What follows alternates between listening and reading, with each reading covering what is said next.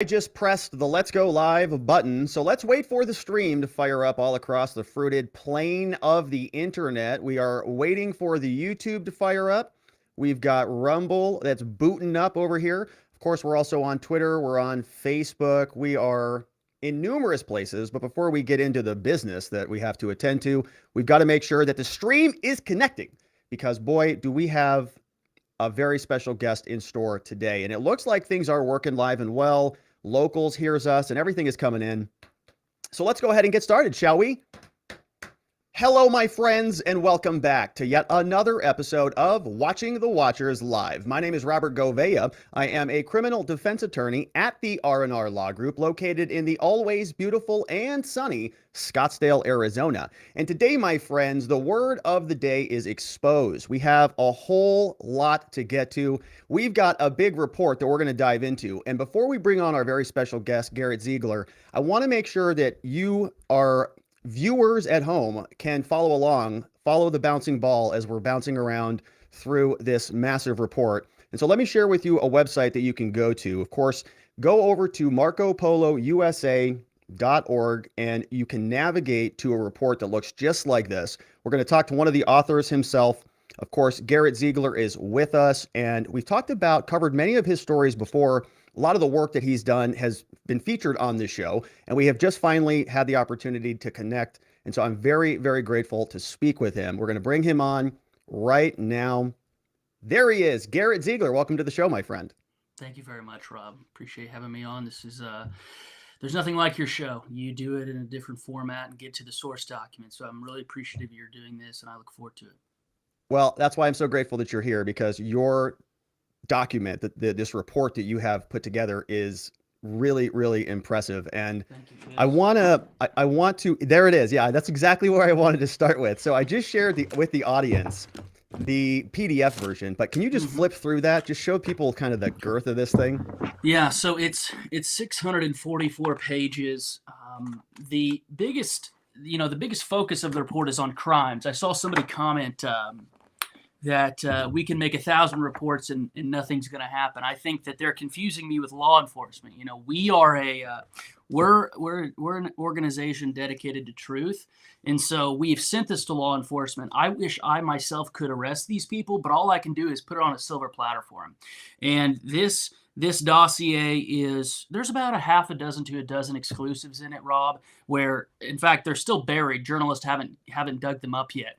But the contribution we tried to make, and I think we did, is it's a historical document that sort of chronicles everything that went down starting on October 14th, 2020 with the suppression of the New York Post story, and we go through all the crimes. So we found at the very least 459 violations of state and federal laws and regulations, and it was a group of a half dozen of us, and we took a year to write this thing, and we used private investigators, forensic accountants, etc.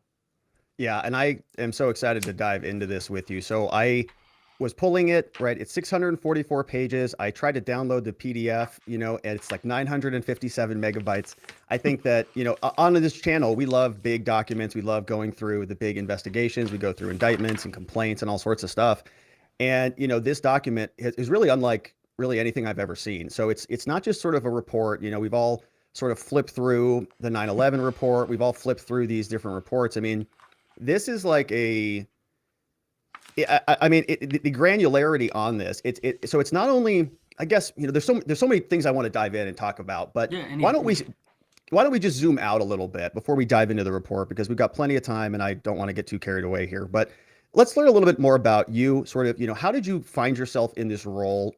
How did you become sort of in politics in the first place, and then what drew you to this particular sort of investigation? And then let's unpack more of the report and some of the work that went into it. So I grew up in the middle of Illinois, a town called Effingham. It's a smaller town, about 15,000 people. And I'm here again. I moved back here after I got out of the White House.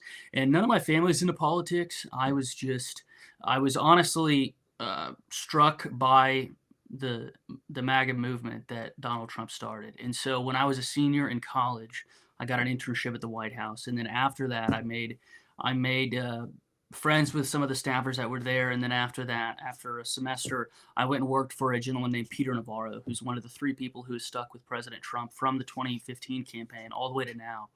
And we've And talked a is lot even, about him. yeah, Just to bring the audience no, back in on yes, that.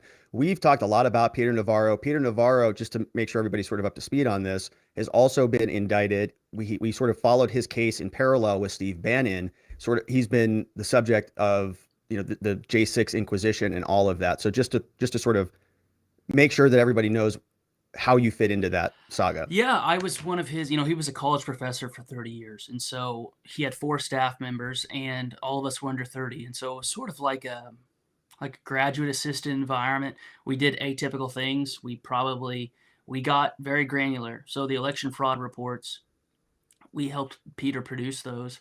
And after I caught my breath after the election or selection, I wanted to dive into this laptop. And so I approached all these think tanks with the pitch. I said, I could probably do this thing for $140,000. I need a couple of serious people who are older than me, people with letters behind their names who have professional qualifications to help me find the statutes, help me find the exact state level laws that they broke. And nobody was interested. None of the think tanks wanted to touch this. Heritage didn't want to touch it, et cetera, which is a sad and a real indictment on the American right wing nonprofit sphere. And so I started my own thing. It's called Marco Polo. It's very small. Our budget for 2021 was like $91,000. And so what we did was, this was our sort of proof to the world. Everybody took a chance on us and said, hey, we'd really like you to support this charity. We're going to write the complete truth. We're only going to redact that which is legally necessary, because all the president's family's social security numbers and genitalia are on this device. It's insane. And so there's no genitalia in the report, but we really go through, and the focus is on crimes. And the reason why I got involved was because I was inspired by the president's fight in the 2020 election fraud, and I knew that this was relevant to that. And so if the Bidens weren't involved with China, I think that I wouldn't have had the desire to do this.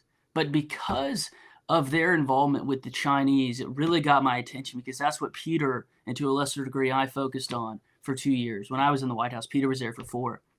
And so that's a big part of our report, 80 pages of it. We talk about the Chinese for 80 pages.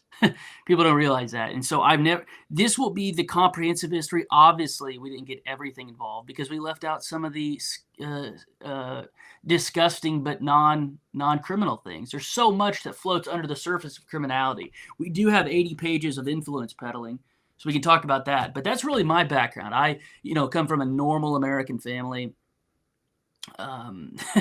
And I just got obsessed with this device. There's been nothing like this on a sitting American president, right? There's been stuff on people after they left the White House, Rob. There'll be biographies more comprehensive than this, but they'll probably be in 25 years from now when the presidential archives will get open. This is while we got this out on October 19th, a month and 3 days ago. And there's been nothing like this on a sitting American president, right? So Naomi just got married at the White House. There's multiple pages on Naomi and how her now husband worked in the DOJ division, which is supposed to be prosecuting Hunter. So the guy's starting out fresh. Spent a year in the Biden family, has already had an undeclared conflict of interest. So you spent a year. This just came out in October, and yes, people are still digesting this. I mean, like I said, when you flip through that, when people actually go to MarcoPoloUSA.org and actually look through it, they're going to see, not only, stuff that came from the laptop, which I want to talk about, but also it's sort of cross-referenced, right? It's corroborated. You've got other official federal filings. You've got stuff that senators have asked, and you're connecting the dots on all of it, right? So it's much deeper than just what came off the hard drive. It's a great point. And our standard for inclusion in the report was 2 pieces of corroborating evidence. So every FARA violation we assert, every money laundering allegation we assert is not just one email. There's something else. And the reason why we included, you talked about corroboration, the reason why we included the president's daughter's diary, and the word diary is misleading because some people think that it was written by a little girl, but Ashley was 38 when she wrote this thing. And it was sort of a memoir/journal that she did in rehab. And the reason why we transcribed and included her diary was because it corroborated certain events in the laptop. She was talking about her daddy running for president at the same time she was texting Hunter, and it occurred on the same day. So we know that both are completely legitimate. The reason why people have a hard time believing it is because you have two very damning pieces of, one is a digital device, the other is a physical paper, a diary slash journal that shows a first family in complete disarray. And so it's not just about Hunter and Ashley. It's really, Joe is the patriarch of these drunks and drug addicts, and who've committed crimes.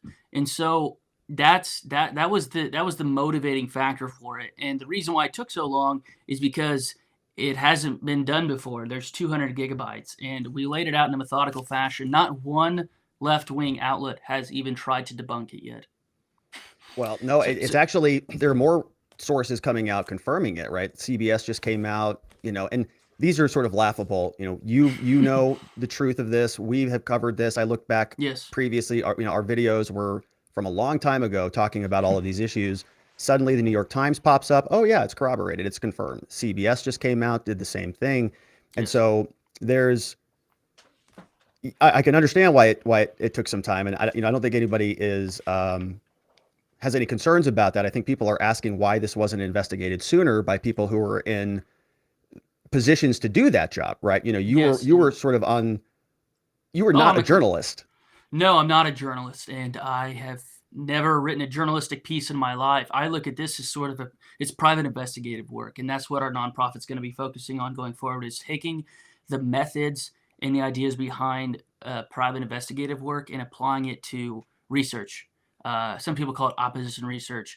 That presupposes that I have a party. I'm not a Republican, and so we don't consider opposition research per se. We've never been paid by a political party to investigate their candidate. Although somebody who I don't know from Adam, ironically, Adam Laxalt, who supposedly lost his Senate race, that campaign, without my knowledge or consent, which I don't have a problem with, used our Biden laptop email site to look up emails between his candidate's husband and Hunter.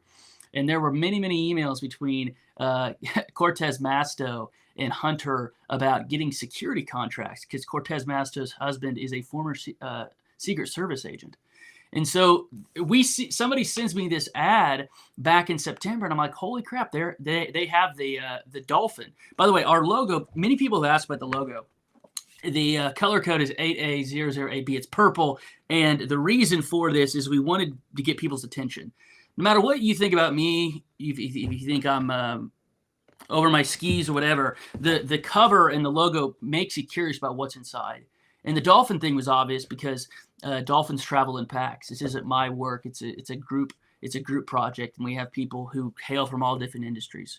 I'm the youngest one by far, by a decade. And so this is sort of our expose to the world. It's about this. It doesn't get higher than this, right? So if this were a senator's son, I probably wouldn't have committed a year of my life to it. Right. But on planet Earth, beyond the general secretary of the Chinese Communist Party and van der Leyden, the head of the European Commission, it doesn't get higher than this on planet Earth. So when you hear about the first family smoking meth and crack cocaine and dealers at 7-Eleven, that's the blackmail potential is off the charts. We've never seen anything like this, and nobody wants to comment. I send it to all the family. I've sent the report to everybody in Hunter's laptop, 4,000 contacts. And we actually scraped every email address off the laptop. And we've gotten a few FUs, which is to be expected, considering it's such a thorough spanking. But very few people have even started up a dialogue with me. Like they just want all this to go away. And it's not, if I have anything to do with it. It's never going to go away until Hunter gets indicted and convicted. No, I love it. The reason I laugh is because, there are people out there who will say, yeah, it's a report. What's it going to do? We talk a lot here about shining a spotlight on the malfeasance, on all of this activity. And like I said, your report, it really is impressive. It connects dots in ways that, even some legal documents that we have read through here just don't do. It's really, really a fine piece of work. And so I think people should definitely go check it out. But I want, before we sort of go into it a little bit, I'd love to sort of hear you walk through how the material landed in your possession, sort Yeah, of that very good story. question. A lot of people, have a rub about this because they say, at least what I've heard, maybe you can correct me, but that something's wrong with the chain of custody, that the Russians or some other nefarious actor somewhere slipped something into the hard drive, put some files in there, put some emails, AI'd the whole thing up. It's not real. And obviously, now many people know that's not true, but you were at the forefront of this. So can you walk us through that? Very good. Very good question. On page 574 in our report, we go through the chain of custody that how Marco Polo got this device. And it's a very good question. And so the number one thing that people have to realize is the copy. I'm dealing with a copy, right?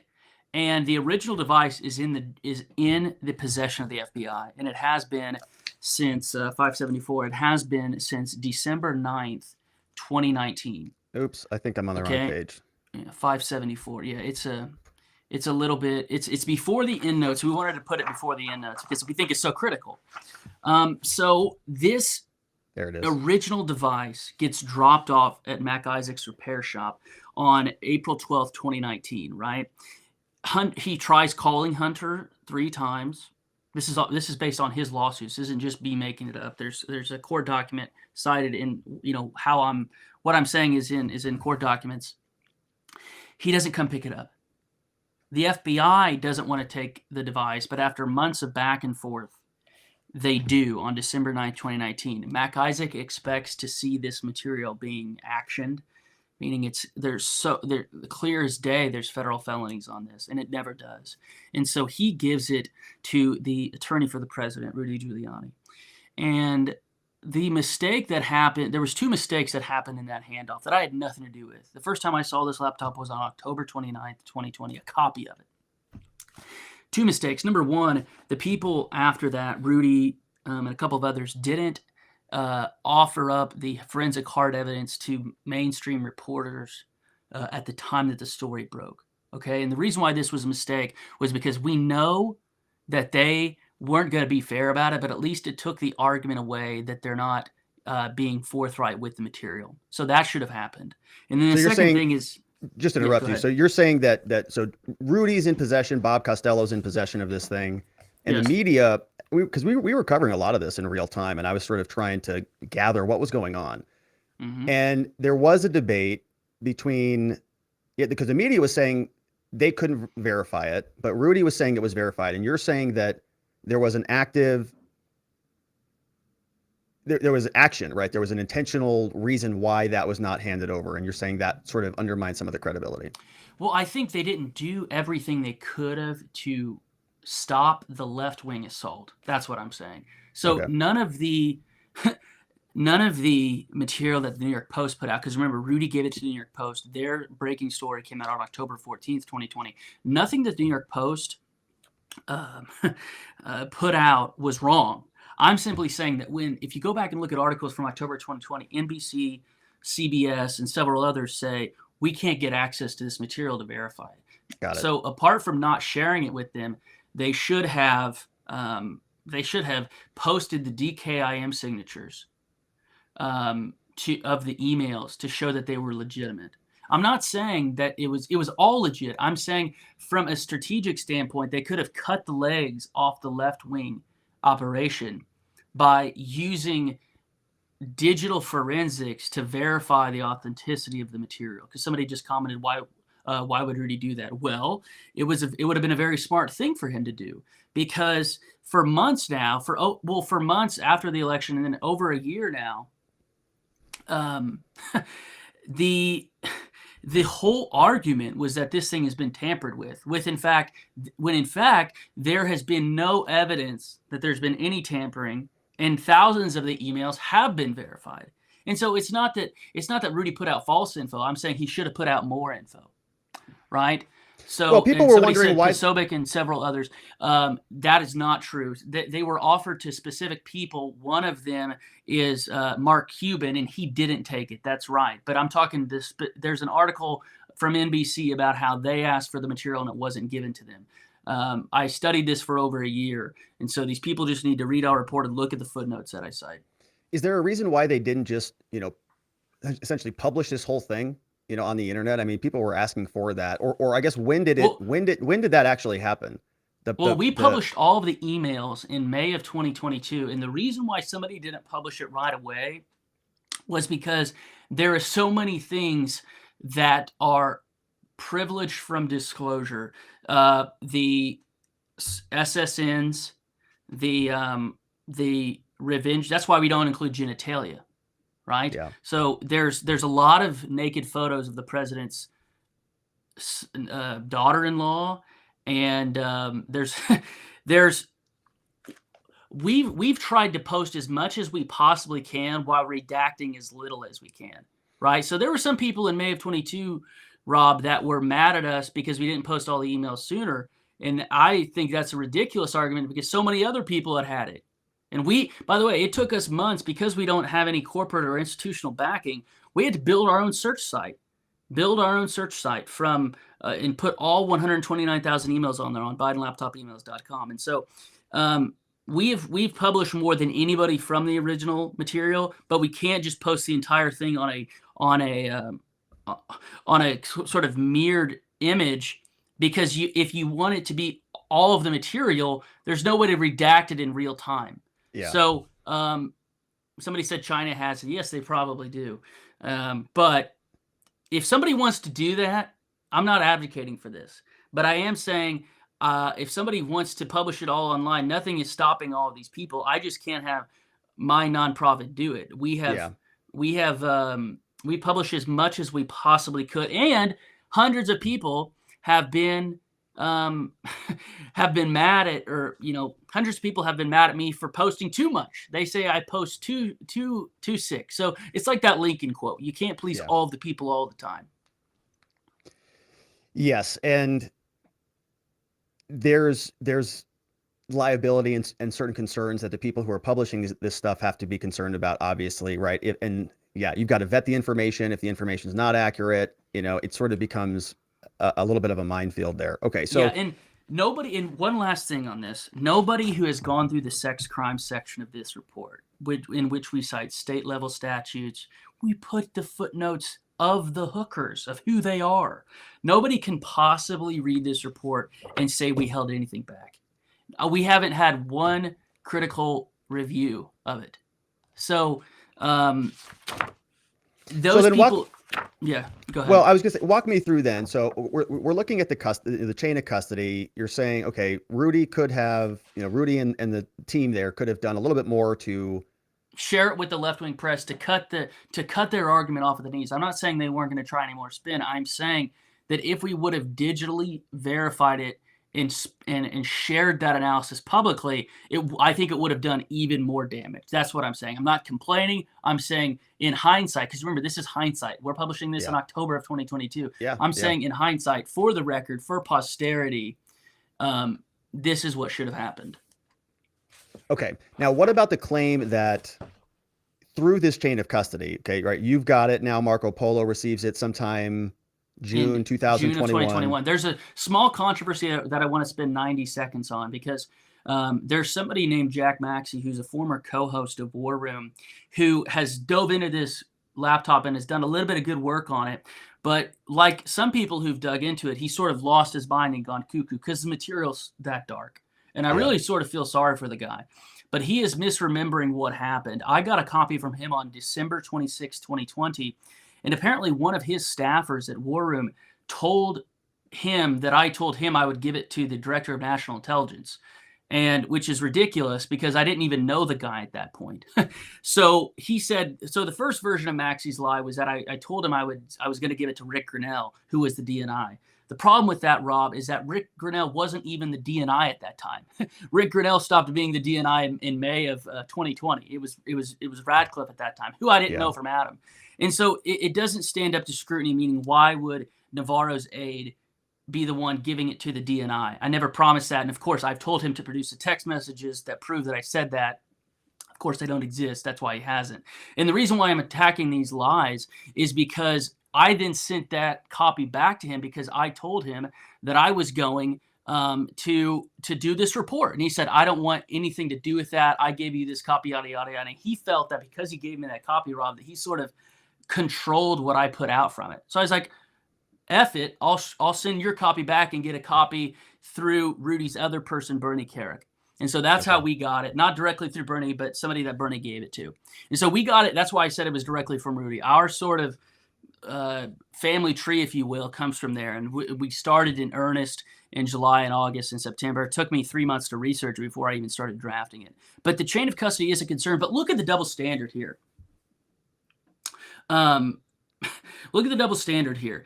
If Trump can have a 30-minute meeting with some random Russian in the middle of the campaign that amounted to nothing, and we have 200 gigabytes in years of this guy's life on this device, and they're saying, it smells like Russian disinfo. I mean, the dude is literally standing there naked, in smoking crack and committing FARA violations. And the double standard is so breathtaking, it's meant to be unattainable.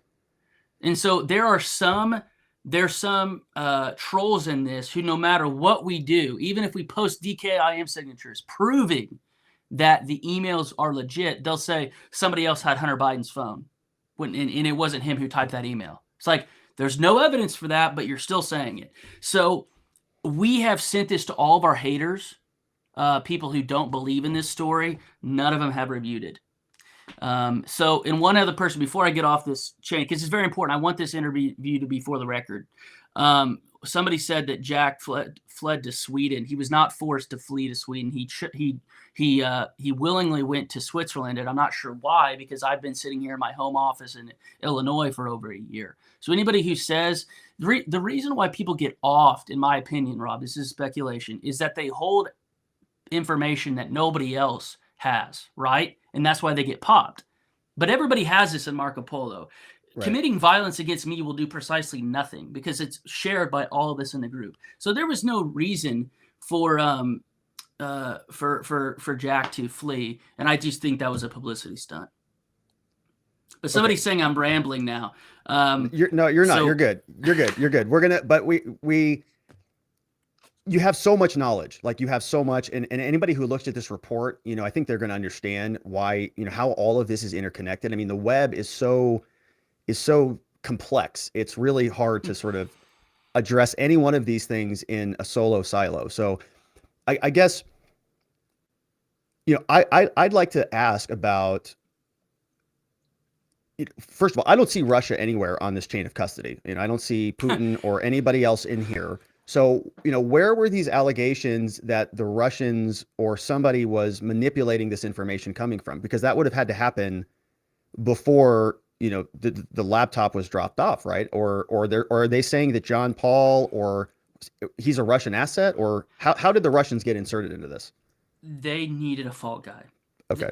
Think about how much they've protected Hunter. Hunter is the most protected person in America. For something to be this blatant and for years on end, for them to say it's Russia doing this, they basically had nothing else. And because they were able to get a special counsel through the help of Rod Rosenstein, they figured, hell, why not try it again? It's like a quarterback, This receiver we went for 15 yards on this down. Let's do it again. Let's try on another 1st and 10.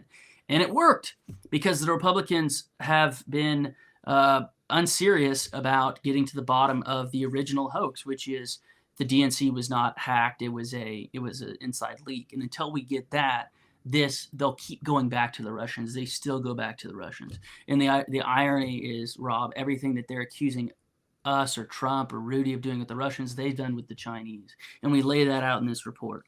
And if I get nothing else across during this interview, if I am rambling, I would say if they read our report and have substantive comments, right, edits, I will amend things immediately. We put that on our opening page right by the ISBN. We say if there are any corrections to this. We have found 6 grammatical errors, and we fixed them before we send it to the printers. If you send corrections, it will be amended immediately.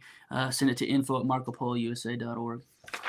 But I'm all yours. Which section do you want to? I mean, the table of contents is pretty formidable. The emotion that we're trying to inspire in the Bidens, Rob, is: have you ever had a dream that you're standing naked in front of your school at an assembly?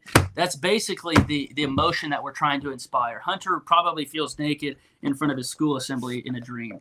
And because that's the only way we're going to get him to repentance. He hasn't apologized for anything. He said he's done nothing wrong. Joe calls him the smartest man he knows. And so hopefully we're going to get to shame. We're chiseling, we're digging, trying to find the shame. And hopefully through shame, we'll be able to get to some repentance. Yeah, and I want to ask about sort of, end thoughts and where you think sort of this should go, all of that. We'll save that for a little bit, but Yeah. I guess so let's pick it up. So, Marco Polo gets a copy of this laptop, the hard drive. You guys start vetting everything.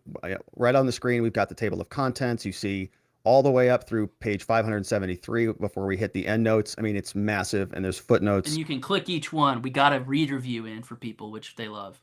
Yeah, and this is amazing. So can you tell us then? So sort of it's kind of a two-part question, but if we zoom out 30,000 feet on the laptop, on the veracity, whether it's actually hunters or not, can you give us sort of the crash course on what you guys found and what some of these other forensic people found? I mean, we've talked about it, this that the data sort of organically developed over years, right? This wasn't like somebody just dropped a bunch of stuff on the hard drive. It looks like a person was using it. Can you sort of give us, before we get into the details and the specifics, sort of your high level assessment and, why you decided to pour basically a year in and, all of your effort into this thing?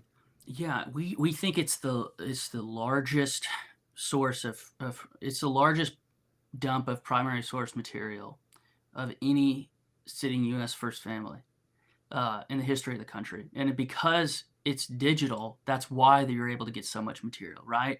Like if somebody raided, or if somebody forgot to pick up, let's hypothetically, let's pretend that Lyndon Johnson had a storage locker, and he didn't go pick up his stuff after 90 days, and that stuff became the property of the person who owns the storage locker. If that was one filing cabinet of Lyndon Johnson's private correspondence, it wouldn't even come close to scratching how much material this is. And that's because of Gordon Moore's law, right?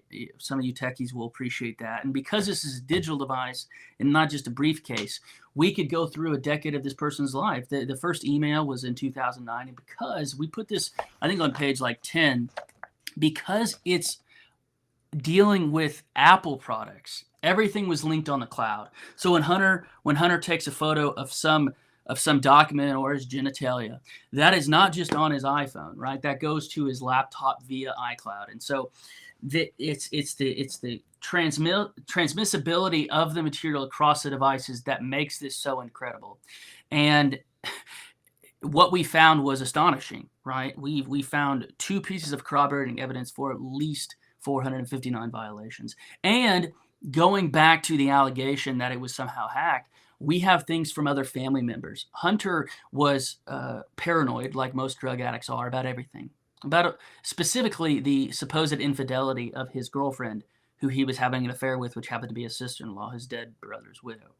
And he manually downloaded the contents of her phone and his niece's phone to his laptop. So there's been some inaccurate reporting out there that his iCloud was hacked, or that Hunter had his sister-in-law and his niece on his iCloud. That's not true. He used a tool called Dr. Phone, and this is corroborated by his name's Gus Dimitrelos. The Washington Examiner, which we had nothing to do with, commissioned him to write a forensic report, and he too arrived at the conclusion, because it's true, that Dr. Phone, Dr. Phone, was the tool Hunter used to basically spy on, not in real time, but after the fact, spy on his family members. And that's why there's all these photos from his niece and his sister-in-law on his device, because he manually backed these up and downloaded them to his phone. Sick guy. But if I've never lived with a drug addict, but if somebody's lived with a drug addict, they find the paranoia to be one of those common features. And so he's paranoid. And there was a particular man who used to be a Senate staffer to Joe named David Walsh II, David Ignatius Walsh II. His father, the first, was actually a law partner to Joe. And David Walsh supposedly slept with Hallie. Hunter was obsessed with this, and that's what caused him to download all of the content on Hallie's devices. Right. So this is a big story, right? A lot of people say that this was hacked or illegally obtained material, sort of through in the same vein as like an Edward Snowden thing, or like a Julian Assange, like a WikiLeaks type of a thing. And this wasn't like that at all, right? This was sort of abandoned No, and property? that's why I did spend a year on it. It's because you'd think that this amount of material would come through one of those operations, but what we have is completely acquired legally. Now, the lawyer for the laptop shop owner is a liberal. I'm not. There's no evidence he's a leftist, but he's voted Democrat, given to Democrats. His name's Brian De La Rocca.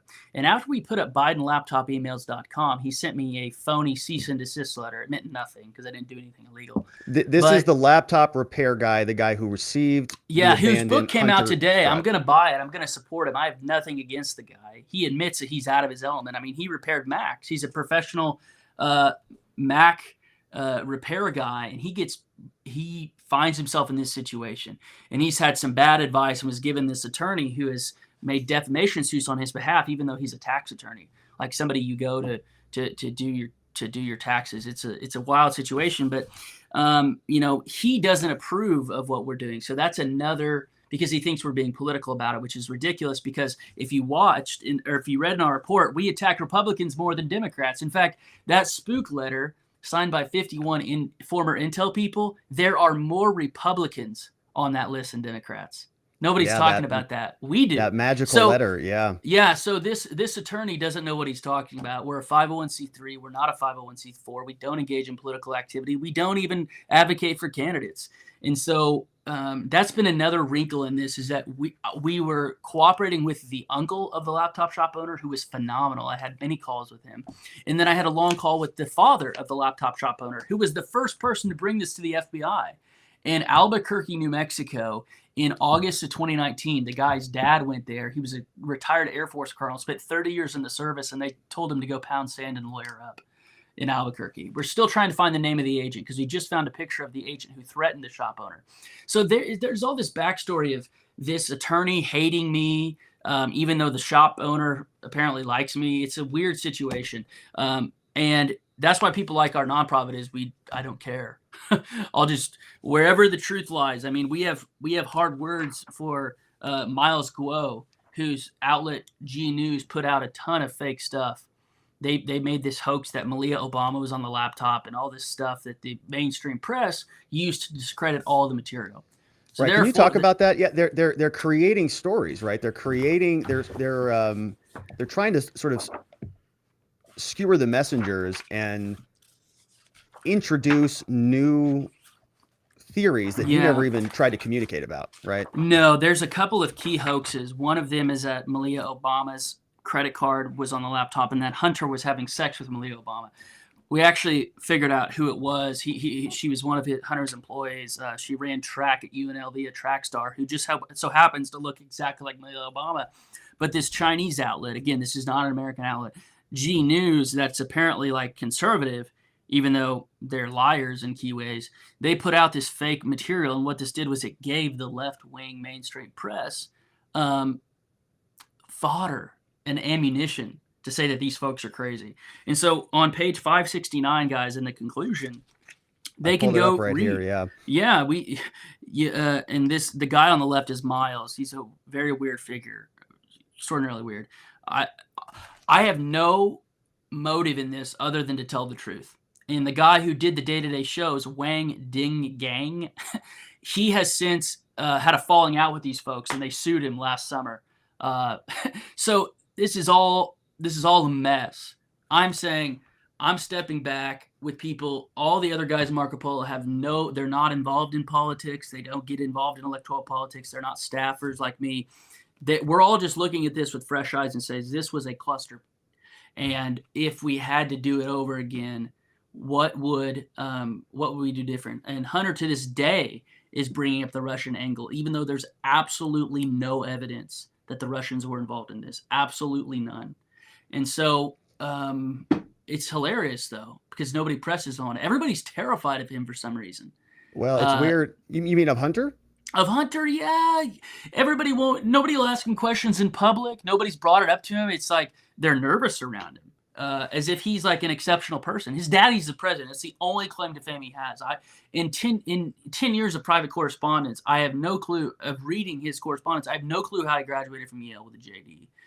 He can't spell basic English words. So we're not saying he's a genius. We're saying he's exceptional in one regard, which is he has been able to leverage his daddy's public office until we came around, which is we've exposed this and we've got clarity on his art dealer now, George Burgess, who has a lot of Chinese buyers.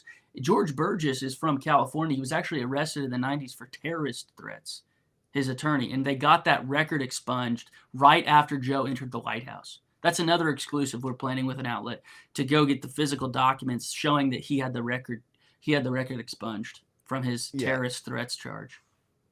That's amazing. So yeah, the whole Hunter Biden the artist thing has been just a whole scene, and it's pretty amazing that people, you're right, will not press him on this. I think there's a lot there. I just had a question I was going to ask you, but I just lost it. I've got like 30 questions I want to ask you. Well, I think that, there's a lot. Let's talk about the underage girl allegations, because we've gotten hatred from both sides on this. And what we can prove based on the material of the laptop is that there were mandated reporter violations. And this is something you know well, you probably dealt with this in Arizona specifically, is certain people have a obligation to report allegations of child abuse to authorities. And that's what we have in this laptop. We can prove there's no evidence of penetration between Hunter and underage women, but what we can prove with absolute certainty, and we lay it out in 30 pages, was that Joe was aware of these allegations, Jill was aware of these allegations. And so these are serious crimes, considering two of the people, Rob, were social workers. Ashley Biden and Liz Secundi, the sister to Hunter's sister-in-law, were social workers when they heard about these allegations. It's not their job to determine whether the mother of the niece was making false or true claims. That's law enforcement's job, but they didn't report that. And so we took a very nuanced approach. There are pictures in here that Hunter manually downloaded the contents of his niece's phone to his laptop.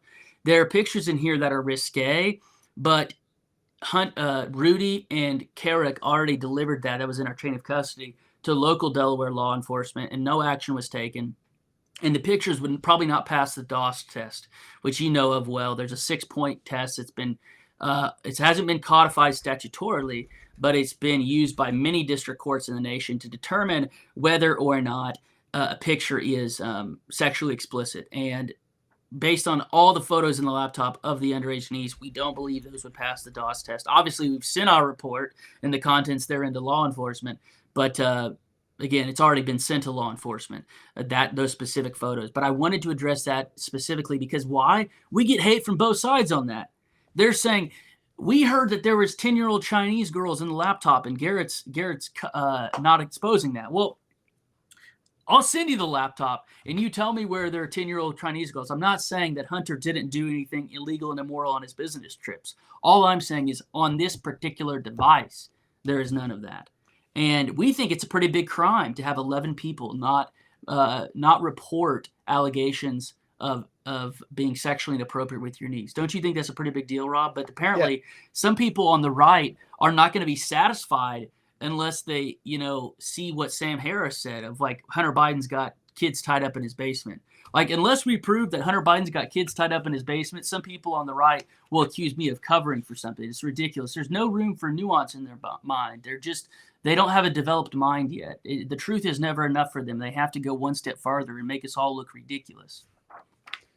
Yeah, Sorry, that's important. No, you're right. It sounds like there is a whole slew of crimes in here, and of course we'll dive into that. But when you were speaking, I thought about the solicitation, crime just of itself, right? In Arizona, you don't necessarily have to do a whole lot other than just solicit something from an underage person, and that opens the door to all sorts of different felonies. So people, might be listening to this and think, okay, there has to be physical penetration or something like that, and that's not correct, right? There are a whole slew of crimes that come before that act, right? You want to dissuade that stuff before it ever comes to that. Yeah, that's a great point. And there's sting operations all the time, right? There cops hanging out at a Days Inn, and they pop like 15 Johns at the same night. And so if somebody in our report, we don't have to go to it on the live stream, but 360 to 390 lays all this out, and it names the people who, again, the bar is low. These people were based on incontrovertible proof of text messages and voice messages, were aware of these allegations, and there is no evidence that they submitted it to law enforcement.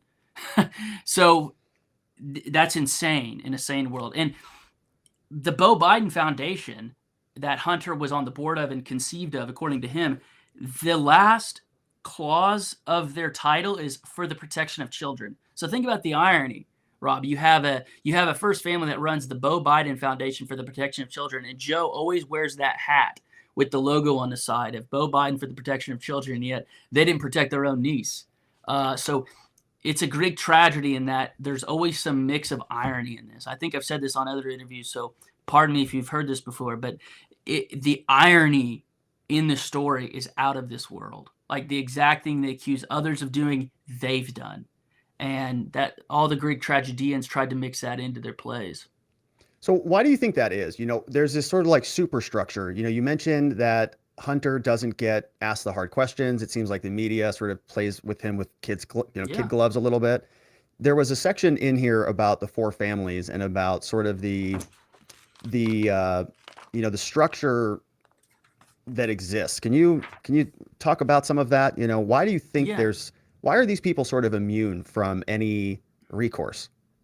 Well, first of all, I could better explain this. Could you go to page 42 real quick? Yeah. Because my friend Eli in our group spent hours on this, and it's the first full diagram of the American first family because they have two unacknowledged daughters in their family. Everybody knows about the baby that Hunter had with a stripper whose stage name was Dallas. Yes. Okay, London Roberts. She lives in Arkansas, but there's another girl who was born out of wedlock to Frankie Biden, the president's youngest brother, and her name's Megan Walker. And we did this diagram of these four families, and it's the first one that we've seen that goes. So Joe is the oldest of four. You can tell that he's an oldest child just by watching him, right? He's never wrong. He's always the star of the room. He's a big know-it-all, especially if you read interviews of his younger days. And so it goes Joe, Valerie, Jimmy, and Frankie, all of them, not my opinion, but based on hard evidence and footnotes, have had jobs in the political sphere that directly relate to their brother's position. And we go through 2 whole pages of, the sentence I use is, below is a mere sampling of the always nepotistic, oftentimes corrupt, and sometimes illegal schemes orchestrated by Joe and his family, right? So Beau gave a sweetheart deal to a DuPont family member. DuPont owns the state of Delaware, and it has for over a century. Beau Biden's father-in-law received an $80,000 annual contract from the Beau Biden Foundation for the Protection of Children for event planning, even though he has no experience in event planning. He runs a dry cleaning business, right? So the reason why there's 2 standards is, first of all, the insufficiency of our federal laws that don't touch down to minor children and family members. So you can't give Joe the cash directly, but if you give it to his son, it's harder to catch. There are still crimes committed, but let's say Joe has a $5,900. I'm using this example because we put it in the report. If Joe has a $5,900 bill for a contractor in Delaware, his tax returns are public and everybody knows his salary.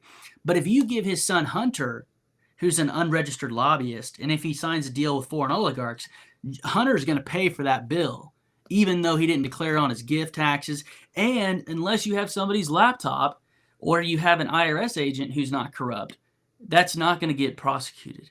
And so they use their family members in creative legal ways that our laws right now are not designed to catch and that IRS agents aren't looking out for.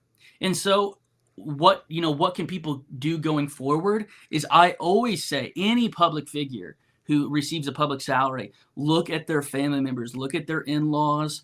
Doesn't mean you have to knock on their door, but we're an OSINT collective, right? We use open source intelligence, property records. So much of your work as an attorney is working with official documents that somehow touch the recorder's office. Hours of my day were spent looking at public tax parcels, trying to figure out which anonymous LLC owns this because Delaware is the corporate capital of the world for LLCs. So Peter Neal, who's on this diagram, they just got married on Saturday, right? So if you go look at the bottom, one of the girls, Megan Walker, we're the first people to break this. This poor girl is not even in obituaries of the family. She's not recognized. The only way we found her was Frankie listed her in an online bio for like a drug recovery thing one time. And we went through the HHS list and found all of the people named Megan who were nurse practitioners in the state of Delaware and went through all 77 of them and finally found her. So do you think, so these are the 4 families. There's, yes. I mean, layers here. There's all sorts of weird stuff going on. I know that Hunter, sort of got with Bo's widow for a period of time.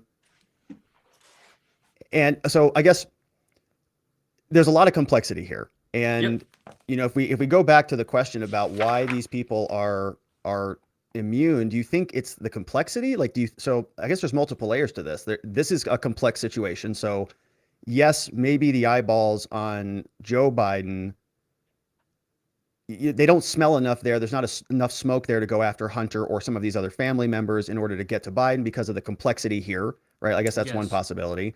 The other possibility is that there's really nothing illegal about it, and that this is all kosher. I was also thinking maybe there's like institutional protections, like the FBI, the IRS. They sort of think of these people as friendlies, and so they get immunized. But the media too. It's like the media feels complicit in this. If this is the Trump family, right? They've been under scrutiny and under litigation for the last 6 years. So, yes.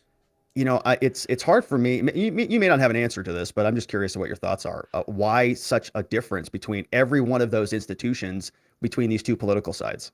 Well, that's why I read the sentence on page 43, because each scenario that we cite is not created equal. So some of these are nepotistic, but not every nepotistic act can violate a statute, right? So some of these are illegal and some aren't. That's why every time we know a law was broken, we put at the top that table, right, of where, who, when, where, who, what, and we even put the venue that it was committed in.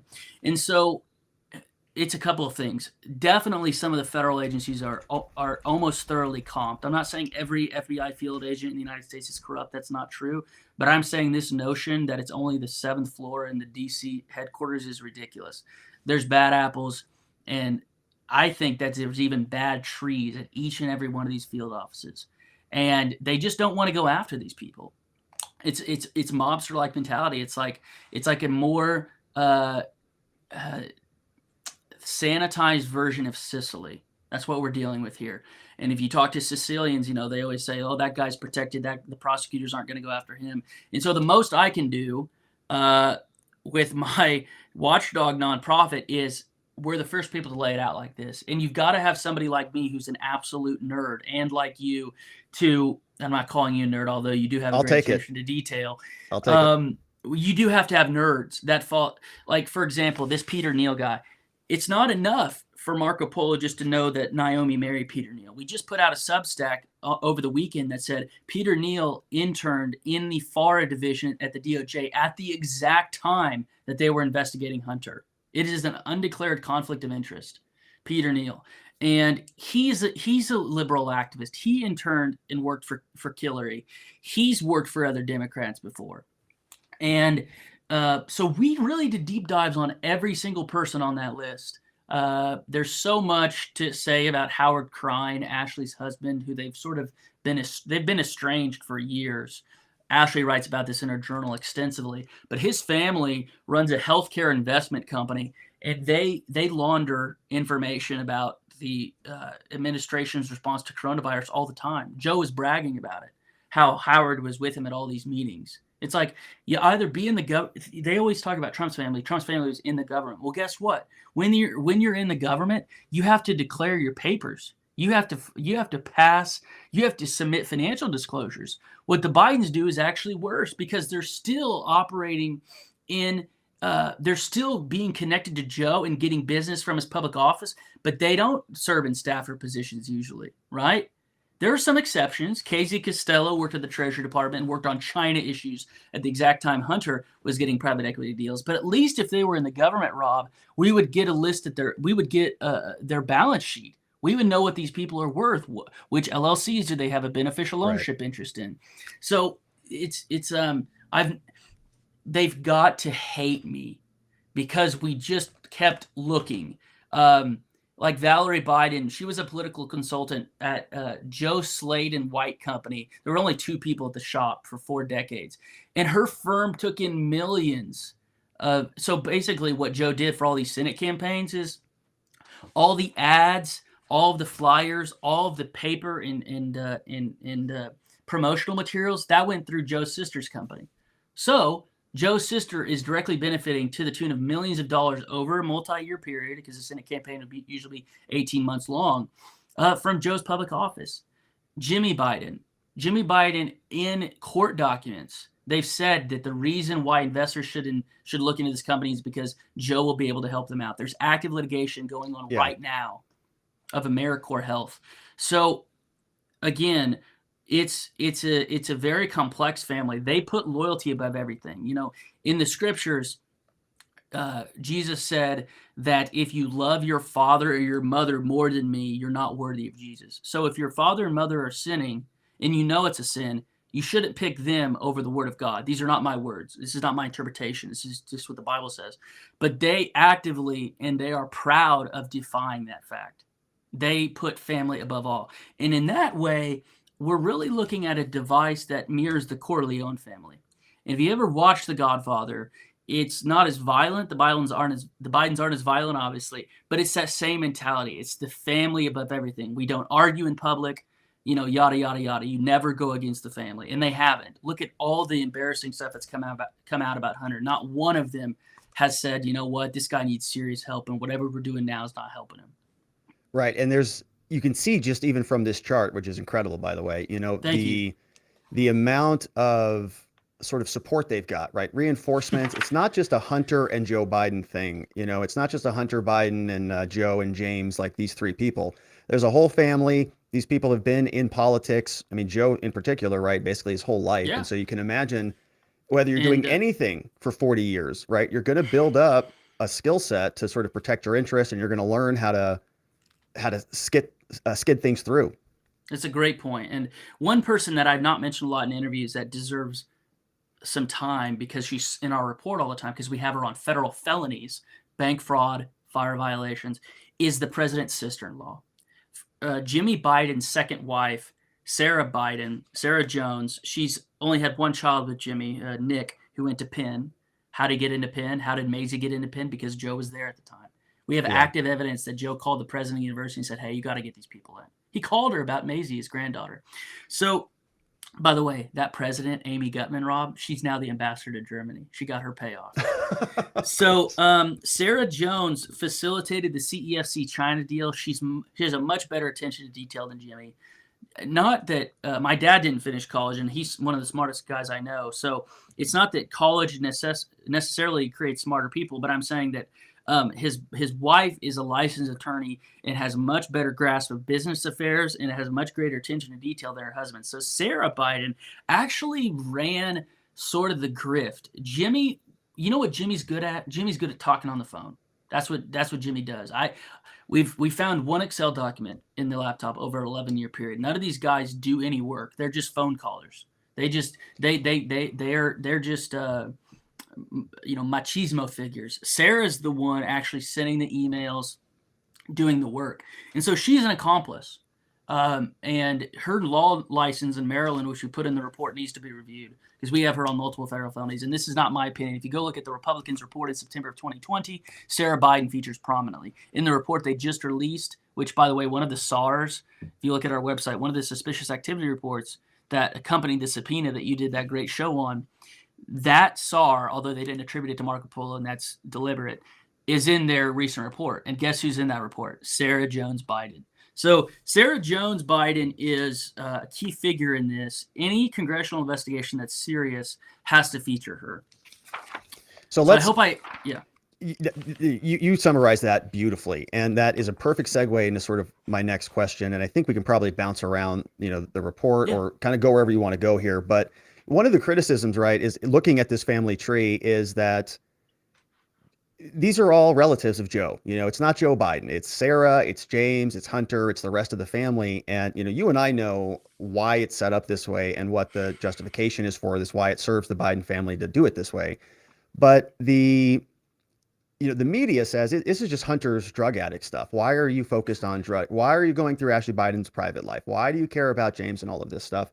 Can you sort of connect those dots for us? And maybe even, if there's anything you want to jump to in the report, we can certainly do that. But, why is all of this so important, I guess, for us to interpret? Because if it's just Hunter Biden's a crackhead, it's not that interesting. Exactly. It's not that interesting. And any listener or viewer tonight has noticed we haven't seen really one meme of Hunter. We're not making fun of Hunter in a jock strap and his red scarf, even though we could. I am going into these people because they're Joe's proxies. And how can I say that with full and utter confidence? Because they say they are. The asset that they're monetizing is Joe's public office and the influence over public policy. So when Jimmy is emailing Hunter along with his wife Sarah about what they can offer the Chinese, Jimmy doesn't say that he's very good at Excel and knows private equity and has all this experience. No. He says, I've developed these relationships through my brother's public office, and I know these people. And I can call the former president of Colombia, which he brags about, because they wanted to do infrastructure deals with CEFC. And so when they talk about that argument that it's not Joe, it is they're proxies, because Joe knows he can't do this stuff through himself.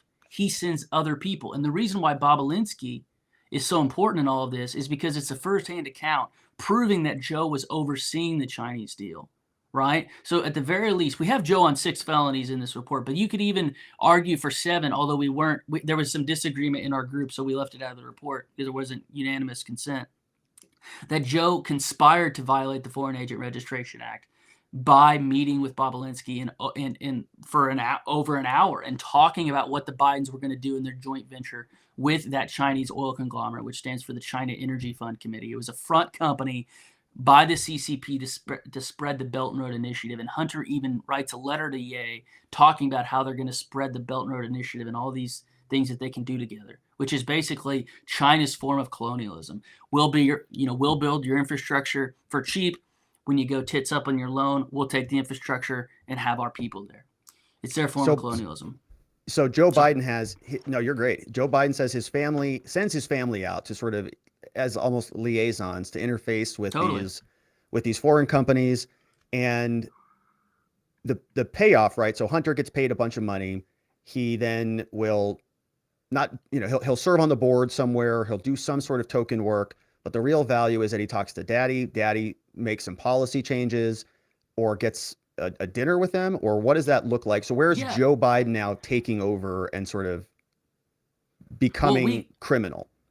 Yeah, we can. Well, first of all, the main statute on page 52 is where the business crimes start. If you could go there on page 52 real quick, because it lists all the accomplices, right? So we're very conservative in this report. If we can't prove that Joe is involved, we don't list him, even though we think he was. So we only put in the report what we have proof of. And this table right here goes into all the federal statutes. To answer your question directly, we know that Joe is involved because Hunter alludes to him through many, many, many different aliases. JRB, my guy, my chairman. The big guy is referenced 3 different times in the laptop, not just in the email by James Gillier, and so that's why we're confident it's Joe. And when Joe is listed, he is specifically alluded to in the email or other forms of correspondence. And so we're pretty confident that Joe is connected to these crimes. But again, we only list him when we for sure have him. And going back to FARA doesn't disallow these relationships, Rob. It just says you have to declare them to the Justice Department. So Hunter could be an agent, that stands for Foreign Agent Registration Act. Hunter could be an unregistered agent for Chinese Belt and Road Initiative oligarchs. He's just got to tell the Justice Department who it is and how much he's getting paid. And because the bar is so low, it's mere disclosure. That's why the penalties are steep. That's why you can get in the pen for 5 to 10 years and have a $250,000 penalty. And because he was paid for that work, the money that he gained from that, just like Paul Manafort did, can be subject to seizure. So he was paid $5.7 million we know of based on banking records from the Chinese. That was a result of his illegal representation of a foreign principal because he did not disclose it. Ergo, that money can be seized because it was a result of unlawful activity.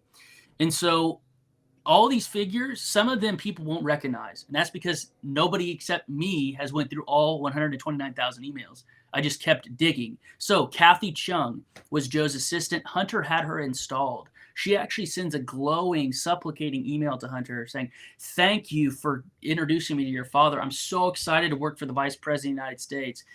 We only have a high school picture of her. We looked everywhere on the internet. I can't find a photo of her. So we have her high school picture. She is, to this day, working for Joe. She's the deputy director of the protocol office at the Department of Defense. What does that mean? She's working with the literal top people of foreign countries for when their ministers of defense or when Joe goes and meets with their ministers of defense. Kathy Chung, multiple felonies right there. She's the woman who took the information from the Secret Service phone book and sent the private cell phone numbers to all of those people. You've probably seen that text message. There's like 10 cabinet members, 10 senators, 10 congressmen. That's going to be Kathy Chung.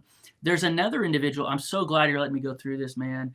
Because there are so many names on here. So few people let me go through this. There's so much here. It's like a juicy steak. So this is so impressive, man. Every one of these, even the CFR. And it means a lot because you're an attorney and you're a criminal defense attorney, and so it means more coming from you because. Well, let me just explain real quickly. So, like all of these, so each one of these U.S. codes is a separate U.S. code section. It's very heavy law to read through, and you've got subsections. And our representatives pass this through Congress, right? There's differences. Regs can be promulgated by an executive agency. All of these things that we're proving that they violated were passed by a representative for both Rob and I and who's ever watching this. So sorry. Right, and you have the CFR, the Code of Federal Regulations. That's sort of a second layer. I mean, the point of me just pausing for a minute is to say this is an absolute ton of work, and you've got dates, you've got jurisdictions. So in other words, you've got, the geographic regions where the complaints could be brought, where the indictments could take place. You've got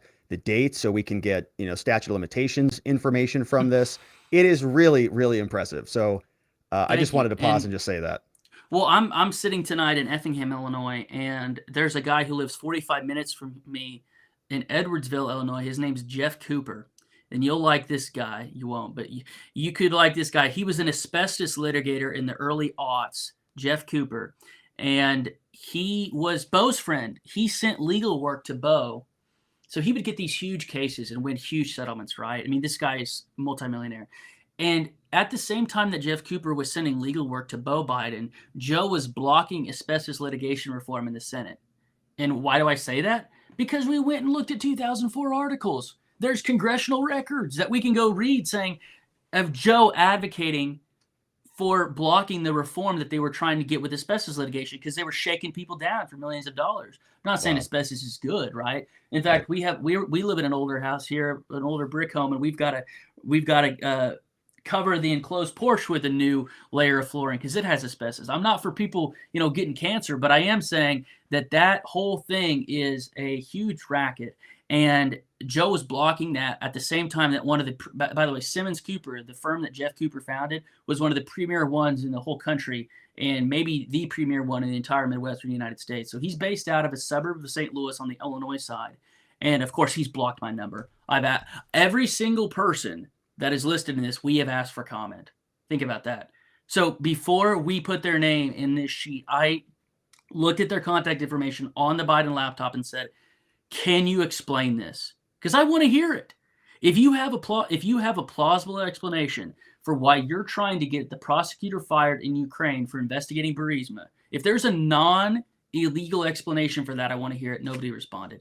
Devin Archer, who's listed in here more than anyone besides Eric Schwerin, he did talk to me for a couple of months and then finally wasn't lazy and looked me up on Google and then I was out. Stopped talking to me. Can you summarize who those guys were? Right, those were business partners of Hunter on Hu- Rosemont Seneca. Hugely important. Devin Archer, the bottom line up front is this: Devin Archer was the vice chairman of finance for John Kerry's presidential campaign in 2004. He's Did from not know Long that. Island. He graduated from Yale in the 90s, and he's worked in Chinese business affairs for over a quarter of a century now. He started out at Citibank Asia, and he was tied to Hunter's hip. He was more handsome than Hunter. He was the charming one. He was the one who actually knew a little bit about Excel. Although he got an American Studies degree from Yale in 96, he actually talked private equity in a reasonably coherent way, and he's who they sent in to do the actual work most of the time. So I'm not saying Devin Archer knows more about private equity than anybody, but I am saying he knows more than Hunter. And so this whole grift was you had somebody attached to John Kerry at the hip. There's visitor logs via FOIA that we've gotten that indicate that John Kerry, as late as 2015, was meeting with Devin Archer in his private secretary suite. And the whole Burisma fiasco was enabled in part because Devin Archer was really good friends with the daughter of John Kerry, Vanessa Kerry. And so you've got Devin Archer, you've got Eric Schwerin, who's the nerd in the room, who takes care. In her book, Kathleen Biden, Hunter's ex-wife, says that Eric Schwerin, Hunter's business partner, handled every aspect of their family's finances, which is a bizarre situation. As a man and as the man of the house, if some dude overlooked like my wife's makeup spending, I would find that a violation, right? But Hunter was so out of it and so like I don't know, just there for the ride and was interested in having a good time. Another dude looked over his entire financial affairs. It's bizarre. But anyways, why is this relevant? Why should anybody care what Garrett's saying here? Well, Eric Schwerin had a joint bank account with the sitting president of the United States and committed bank fraud. He was cashing checks on Joe's behalf. There's emails saying that he cashed Joe's tax return refund and then sent a check in Joe's name to Hunter. It's Wow. insane. Eric visited the White House at least 19 times during Joe's vice presidency, and Eric was appointed by President Obama to the Historic Preservation Commission. So he was a government, not an employee per se, but he was on a commission, and that just came through his partnership with Hunter. No qualifications for that. I think he got an undergrad in history, but he just wanted a plum job and said, "Hey, I've done all this work. He was a well-paid babysitter. Schwerin is not a dumb person. I've had no evidence that Schwerin's not sharp, and of course he won't talk to us. And Joanne Meyer, who's listed on a couple of these felonies. I told congressional investigators, I won't say who, that one of the people they definitely need to subpoena is this assistant, Joanne Meyer, along with Katie Dodge. Because I was the young guy in the White House, Rob, I've always kind of looked at the younger, lower level people in any operation because a lot of people overlook them. But Joanne knew exactly what was going on. Joanne and Katie know more about Hunter Biden than almost his wife, their ex-wife, does, because they were managing all of his affairs. You have a flight to Kazakhstan at noon. Like they were his overseers, and they've gotten very little press. And so Katie Dodge, by the way, Hunter's executive assistant, her husband Conway Dodge was a section chief in the Division of Enforcement at the SEC when all of Hunter's business partners, except him, got indicted for defrauding an Indian tribe with junk bonds. So at the exact time, by the way, this is what made Devin Archer get pinched. Devin Archer is looking at a year and a day prison term. He's appealing for the second time because they had an Indian tribe sell junk bonds, the Oglala Sioux, and then those bonds were bought by investment advisors that Devin Archer and his cronies. Again, not my opinion. This guy's been convicted by a jury of his peers. So when I say crony, this isn't just Garrett being mean. This is his conviction was upheld by a circuit court because the corrupt judge, Ronnie Abrams, whose husband was on the Mueller team of prosecutors, gave Archer a new trial. And the Second Circuit, which oversees the SDNY, said that was too much discretion on behalf of Ronnie, that the jury had ample justification for finding Devin Archer guilty. But the reason why I'm belaboring this point, and I know I'm going on, is because every single person, including Devin Archer, was indicted, both at the SEC and at the Southern District of New York, except Hunter. And it just so happens that Hunter's executive assistant's husband worked at the SEC. I wonder if Conway Dodge recused himself. That would be a great line of inquiry for Congress.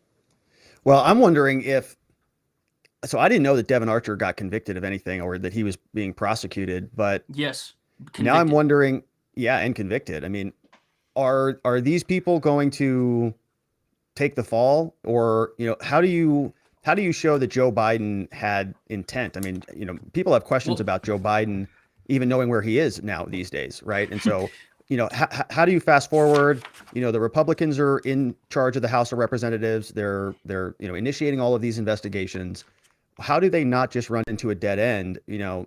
Devin Archer, okay, convicted, already dealt with. Maybe they go after Sherwin, they go after Kathy Chung, they get all these other people, but Hunter Biden escapes and Joe Biden escapes, because they didn't know these other people were just trading on the back of a drug addict and somebody with probably, borderline dementia or whatever he's going through. yeah. Well, You know, Hunter thinks he has dementia based on the laptop. okay. As early as 2018, Hunter on 2 separate occasions admits that his dad has dementia. So I don't know it in November of 2022. I don't know where it is now. It was early onset dementia by 2018. There's no way he's not fed and wiped and put to bed by 9 every single night by the resident staff. You can see it. He can't say the word kleptocracy. Complex Right. ideas and anytime you bring that up, Rob, he's gonna say you're making fun of his stutter. So they always have a plausible deniability escape, right? Hunter was doing drugs. Half of Wall Street's on cocaine. That's not an excuse for committing federal felonies, Right. But turn your attention to page 222 and 223. We go Okay. through this exact question. I'm answering your question by saying that, so Archer was convicted by a jury of his peers in July of 2018. The trial lasted 3 weeks, and guess how long the jury deliberated? 90 minutes. Wow. So it was an across-the-board conviction, clear as day. Archer lied to the banks about the source of the funds for the bonds. And so we say that, we don't say, we know for sure that Hunter calls Archer one of the Bidens. That's why he said, you're a Biden. And, and, we never turn our back on our family, basically, right? I'm going to get the exact quote here. By the way, this is Hunter meeting with Obama on April 4th, 2016. So Hunter was subpoenaed in the Indian bond fraud case. 2 weeks after Hunter was subpoenaed, he gets a private meeting with the O in the Oval Office. So you think Hunter was saying, hey, they're sniffing around here. I don't know what's going on. I got this SEC subpoena. You better ask somebody over there. You need to get the director on the phone. Say, can I expect an indictment coming down the pike? I'm the VP's Yeah. son. What's going on here? So Right. Right. And now Obama has to protect that hula hoop, right? That force field has to go out because Obama doesn't want a scandal in his White House. So now Yes. he's got to put pressure and all the pieces start moving into place so that So how do we nothing know? pops out. Yeah, if somebody, I always have a leftist in my ear, telling me, well, how do you know this is real? Well, Hunter takes a picture of the subpoena. The reason why we know he was subpoenaed is because it was on his laptop. March 16th, 2016, in the matter of Hughes Capital Management. This is not his address anymore, so I can say it. Robert Hunter Biden, 4829 Lawborough Road, Northwest, Washington, D.C. So he takes a picture of the subpoena, so we know it's him. That was on page 217. But going to 222,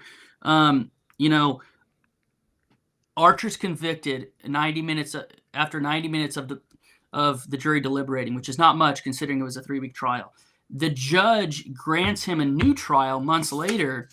The U.S. attorneys appeal that to the Second Circuit, as I mentioned before, and they overturn it. So the judge was put in the weird position of sentencing someone that she had granted a new trial to. And so she sentenced him, by the way, it was well below the guidelines. Guidelines called for like 3 years. She gave him a year and a day. She's married to a Mueller prosecutor, Greg Andrews, who, by the way, represented all these Trump DOJ officials in the January 6th committee hearings. It's pathetic. But so we're in a weird spot now. Archer has submitted his complaint to the Second Circuit. If that gets denied, you can be sure that he will go back to SCOTUS again because he already went to SCOTUS. Once the Second Circuit overturned it, Archer submitted his petition to SCOTUS. They didn't take on the case, so that's why it was pushed back to the district court. So right now, the state of play is this. And why am I going into this? Because it's very relevant. Because you know that they're asking Joe for a commutation. And Joe is making the political calculus right now of whether or not if he commits Archer's sentence, is there going to be a political blowback so severe that it prohibits him from running in 2024. So right now the state of play is this. They're waiting to see what the Second Circuit does. They haven't ruled yet. If the circuit grants it, the U.S. attorneys are going to go to SCOTUS. If they don't grant it, Archer's going to go to SCOTUS. And either way, it's not going to be decided till at least the fall of 2023. And so that's by the way, Hunter called, the reason why I'm going into this, if your viewers are listening, who is Devin Archer? Why should we care about him? Hunter calls him his best friend in business. And that's Joe Biden with him. Remember There's a picture right there. Yeah, right there. So, yeah, he said, thank effing God. He's like, the judge overturned my conviction today. It says November 15th, almost 4 years ago to the day. Hunter says, thank effing God. First good news in way too long, my friend. I'm so happy for you. I know it's been a living hell, but put it behind you and great steps forward. Very much, man. He said, mother effers, I swear to God we'll get the last laugh. He's like, can I please come see you now that I'm not a felon? By the way, that's not true. He just was granted a new trial, meaning he wasn't exonerated. He just got a new trial. He said, I liked you better as a felon, and you know it. I'm in Newburyport, MA for the next week or so. This is all real. The correspondence, all the dates match up. The left doesn't even want to touch it because it all fits. You can't hoax all this stuff. Meaning, if you're a digital forensics person, if you're a real FBI agent, what are you doing? Well, if this is a faked message, you're looking at you're going to get a subpoena for where Hunter was at that point in time, right? So you subpoena his credit card records. Is he in Newburyport at that time? If he is, then there's a good chance that this message is real. It sure as hell he was in Newburyport because we have the EXIF data from the photos at that time. So wow. This is all very relevant. You can be sure that Archer's attorneys are saying, hey, look, I know everything about your family's operations. I'm not spending a day in Archer's the guy that would cry himself to sleep on the third night at the pen, right? He's doing whatever he can to get out of serving any time in a federal penitentiary. So I think that that Joe's going to be put in hot water, and Marco Polo, my nonprofit, we're just going to keep pounding this. Like they're going to literally have to kill me for me to stop talking about this because they ripped off Indians, Rob. They say we ate Indians and they stole $40 million from them. It's all laid out, and so I'll stop talking about Devin Archer. Named Devin Dodson Archer, a shell company in Delaware that holds the 10% still with Hunter. By the way, they're still business partners to this day. They still each own 10% of that Chinese state-backed fund. Devin holds his through Dodson Diversified Incorporated, which is domiciled in Delaware. Dodson is Devin Archer's middle name. So.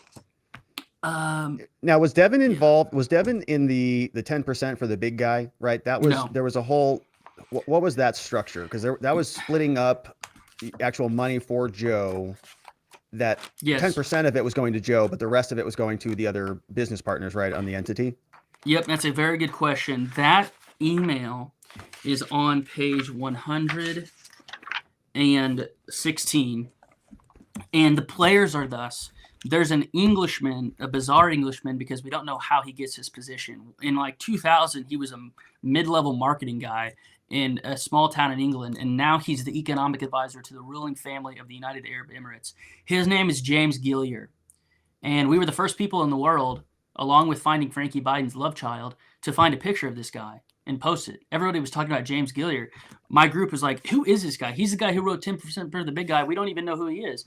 And so there is one meme in that, and you can probably see the meme. You see the meme on the page right there. That's just hilarious. So we did include, that is my sense of humor. So this was written by James to Tony, and then Rob Walker, who features prominently in our report, and Hunter are CC'd. And he's going through the equity breakdown of their planned joint venture with CEFC. The reason why this email only takes up one page of our report is because this structure doesn't come to fruition in an absolute sense. They did form the company, and Joe's shares were held by another person, and Joe wasn't listed on the documents. However, Tony was very hard on Hunter and didn't kiss his ASS, okay? And so Hunter didn't like him because Tony was a Navy guy and Tony just thought Hunter was a screw-up, which is true. So Tony was brought in by James, and Tony's like, you know what, I don't need this. And so he was very honest with Hunter and said, you need to do this. You need to call the Chinese. Where's our wire transfer? So what did Hunter do? Hunter ran an he ran around Tony and James and got that contract from the Chinese through another avenue.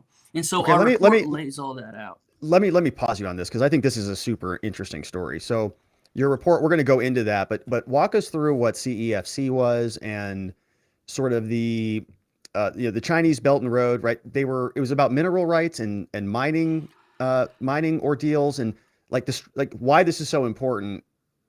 I think Yes. people have to understand who that player is before all of this structure will make sense. It's a key question, and it should be the key topic of any congressional inquiry. I argue it's the most important thing in this report. So the Chicoms know that Westerners have an aversion to state-owned enterprises. We don't run things like that here, typically. There are times for it, like Amtrak, even though it's not run well. But usually we have private companies in the United States.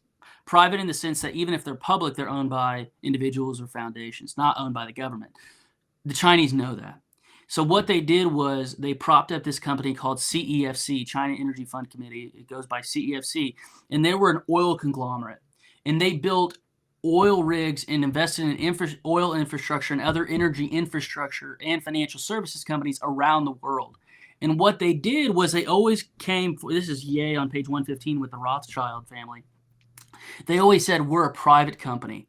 And that got people interested because they're like, wait, we can do business with a private firm in China. It wasn't private because a lot of their executives were involved at the ground level in former military generals. Okay, and the head of CEFC, Ye Jingming, who has since disappeared, the guy right there with Alexander de Rothschild, he's not been seen since March of 2018. He was the deputy secretary general of a Chinese front group called the China Association for International Friendly Contact. And again, these aren't my opinions. That language was used in a government commission report that it's a Chinese front company for the PLA, or front group for the PLA. So what you have is this, very simply. Individuals with ties to the Chinese Communist Party start a private oil conglomerate called CEFC, and the Bidens were wanting to do business with them. They planned a joint venture, and what happened was they wanted Tony Bobulinski to come in and help run the joint venture because Hunter doesn't know how to do anything in real business. Jimmy can't do anything. So what did they bring to the table? They brought political influence to the table, and they were going to introduce them to people, including Andrew Cuomo, whose meeting request we put in here. The meeting didn't happen, which is why there's not more paper on it, but it is a clear FAR violation. But this money came from the Chinese state, and we can say that with certainty because in the bankruptcy proceedings, when CEFC went bankrupt in 2018, it started in 2018 after Patrick Ho and Ye Jingming disappeared, all of the creditors came forward. And who were the creditors of CEFC? State-backed banks, Bank of China. All of these groups that funded CEFC were funded by the Chinese state, the state council. And so this matters why? Because the president's family and the president himself were involved in a deal that gave them more than $5 million from organs of the Chinese state. That is a fact. And so everything you've heard about President Trump being an asset for Russia, being a Russian asset, there is nothing like that. Nothing like that exists for the Trump family in Russia. Nothing. And if it did, they would have found it because guess what? Unlike Marco Polo, there was a special counsel that had subpoena power and issued over 2,000 subpoenas. We don't have that power. This is on one device. If you gave me subpoena power, and believe me, I've tried to push these congressional Republicans who will have it here in a couple months. I've lovingly gave them advice, solicited or not. I have a duty because they work for us. I've told them that this is where you need to look if you are to subpoena these people. And so what the email from James proves is that Joe was totally involved because he was going to hold the shares to other people. There was a leftist that said, well, Joe wasn't listed on the corporate documents. No crap, he wasn't. We're not saying they're that stupid. We're saying the email says that Hunter was going to hold the shares for him and give it under the table like he has for 30 years. So that partnership didn't happen with Tony, though, even though the corporate papers were filed in Delaware, of course, because Tony wasn't kissing Hunter's ass, and Hunter didn't want to deal with it. So what did he do? They set up another shell company called Hudson West 3, and the payments came through there. And that you'll see wire transfers that we put in this report, which is a committee of Republicans have, that show that $5 million was transferred in August of 2017. By the way, by the early 2019, by March of 2019, Rob, all that money had been liquidated. Hunter spent it on crack and girls and cars in 18 months. He blew through $5 million. So are you able to trace that? I mean, yeah, let's go to page 121 here. There's a picture of Ye shaking hands with Alan Greenspan. These are bank statements from the laptop that committee Republicans have posted online. I'm not going to take credit for that one because they could have got it through a number of means because this was from the laptop, right? So you're going to see a wire transfer in from Northern International Capital. If you look at the footnote 594 on the report, you'll see that this is from a Senate report, and it came from a suspicious activity report, one that we didn't get. This was from Morgan Stanley. Wow. This goes into who owned, right? What is Northern International Capital? Well, sure as hell, it was controlled by Ye Jianming, who, again, we've established links to the Chinese Communist Party with Ye Jianming. So what we can absolutely say is a CCP-linked individual sent a $4.79 million transfer to Hudson West, which was a pass-through entity, and that went to bank accounts to Hunter Biden. And you'll see the debits on the, so not just the credit, but look at the debit. There's a $400,000 payment to Wells Fargo Clearing Services and $165,000. That's just 1 month. That's just August of 2020 or August of 2017. Those are to Hunter. So we follow it from the source, which is Northern International, to Hunter. So I hope that answers your question. And again, this is why it took me forever, because it was a crack addict's laptop. So when I see this bank statement for, I'm literally here at my desk, right? And I always have coffee with me. So it's just me at my desk thinking, okay, what is Northern International Capital? So what do, I search in Google, and sure as heck, there was a Senate report on it. And then I look at this Hudson West 3 LLC registered to a mansion in Long Island, which is owned by Gong Wendong, who was Ye's frontman, who bought all these penthouses in New York City for Ye. You're looking at another ownership schematic that was put together by Mervyn Yan and sent to Hunter. Replace monochrome with Hudson West 3, and that's what happened. So Hunter's firm Owasco partnered with with Cold Harbor Capital, and they came together. So I guess I should say Owasco owned 50%, Cold Harbor Capital owned 50%, and they together managed and owned Hudson West 3, which is the entity that received the wire transfers. So all I've done every day, Rob, if you have any FDIC people watching this show, that's what I've done. Whenever a bank examiner goes into a bank, this is the kind of stuff they're doing. They're looking at the wires in, at the wires out. They're looking at who owns these LLCs, because a lot of these people have registered agents, right? So if you go online to the Secretary of State's website, they're not going to show who owns this. So they have to have extra powers to pierce the corporate veil of these shell companies. And that's what the IRS should be doing. But we're doing it. I recall reading or covering something about, there was an idea that part of these structures would be set up so, like, I forget what country it was, but some country, I think in Africa, that had mining rights, maybe, the Congo or something. They didn't want to give up like 80% of their rights to any one country. And so they would bring in they would split the pot a little bit, right? So Hunter's company would come in and they would say, this company will control 40%, the Chinese company will control 40%, and the origin company will control 20%. And then what would happen is, like, 2 years would go by, Hunter and his people would pull out, sell their stake over to the Chinese, and the Chinese would have 80%. And everybody's like, wait, that wasn't what was supposed to happen at all. Yeah, you bring up a great point. And that deal, which is not in our report because there's not a lot about it in the laptop, meaning I'm not saying there wasn't any criminality involved. I'm just saying that particular deal wasn't in the laptop. That involves the other China. So there's basically two big deals, right, that Hunter does with the Chinese. The one we've just talked about was CEFC. The other one, which is still ongoing, he hasn't divested, is BHR.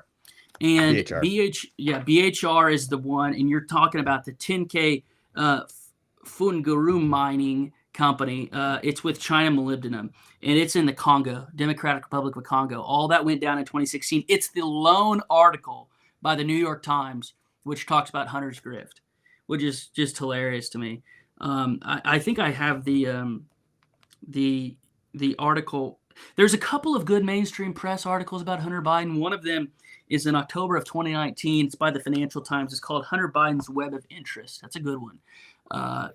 Don't know how they got that out the door, but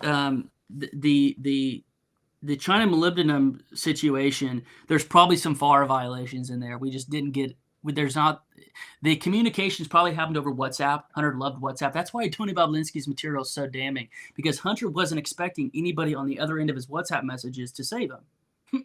He did stuff on email, he did stuff on text message, but a lot of the business stuff went down on WhatsApp and WeChat, because the Chinese use those tools, which are totally insecure, by the way, which So Tony Boblinski, I've talked to Tony Boblinski for hours on end. We had a little bit of a fallout because we had differences of opinion about how to get this information out to the public. But he was very, very helpful to us, and he contributed to this report by confirming what we always thought to be true, which is Ye Jingming was to get approval from Xi Jinping to meet with Joe. On 2 separate occasions, they talk about Xi Jinping directly, the current Secretary General of the Chinese Communist Party that Joe just met with. Xi was going to approve Ye's meetings with Joe Biden, which were to occur in May of 2017 in New York City. That is an incredible thing. That would be like Don Jr. saying that Putin has to approve the meetings of a Russian oligarch with Donald Trump. Wow. Kanekawa, who's a great guy from Hawaii, he wrote a great piece about this on Substack, and he talks about our report and it's not just me pimping my report. It's saying we go to the primary source material. We only deal in primary source stuff, right? So Tony was there. He's a primary source witness to this conversation. And so he gave us all the WhatsApp messages, and we put them in this report. And again, none of it's been disputed. We haven't even gotten a real good hater yet. You always learn from your critics, right? We're not above errors or criticism. And so we have been sending it to leftists saying, find an error in this. We want you to, because then it'll make our case stronger. But nobody's done that yet.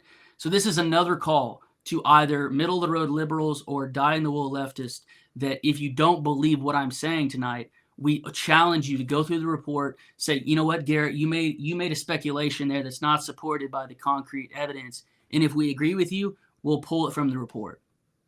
Well, I was smiling about that because the idea that, that a leftist or somebody who is on team Joe Biden or on team Democrat or whatever, that they would sift through, 644 pages of this detail and then walk away feeling good like they've got an argument, right? I think that is a total fantasy. This is one of those things that's like a knockout. You drop it on the desk, and I don't know that there's much to debate about it.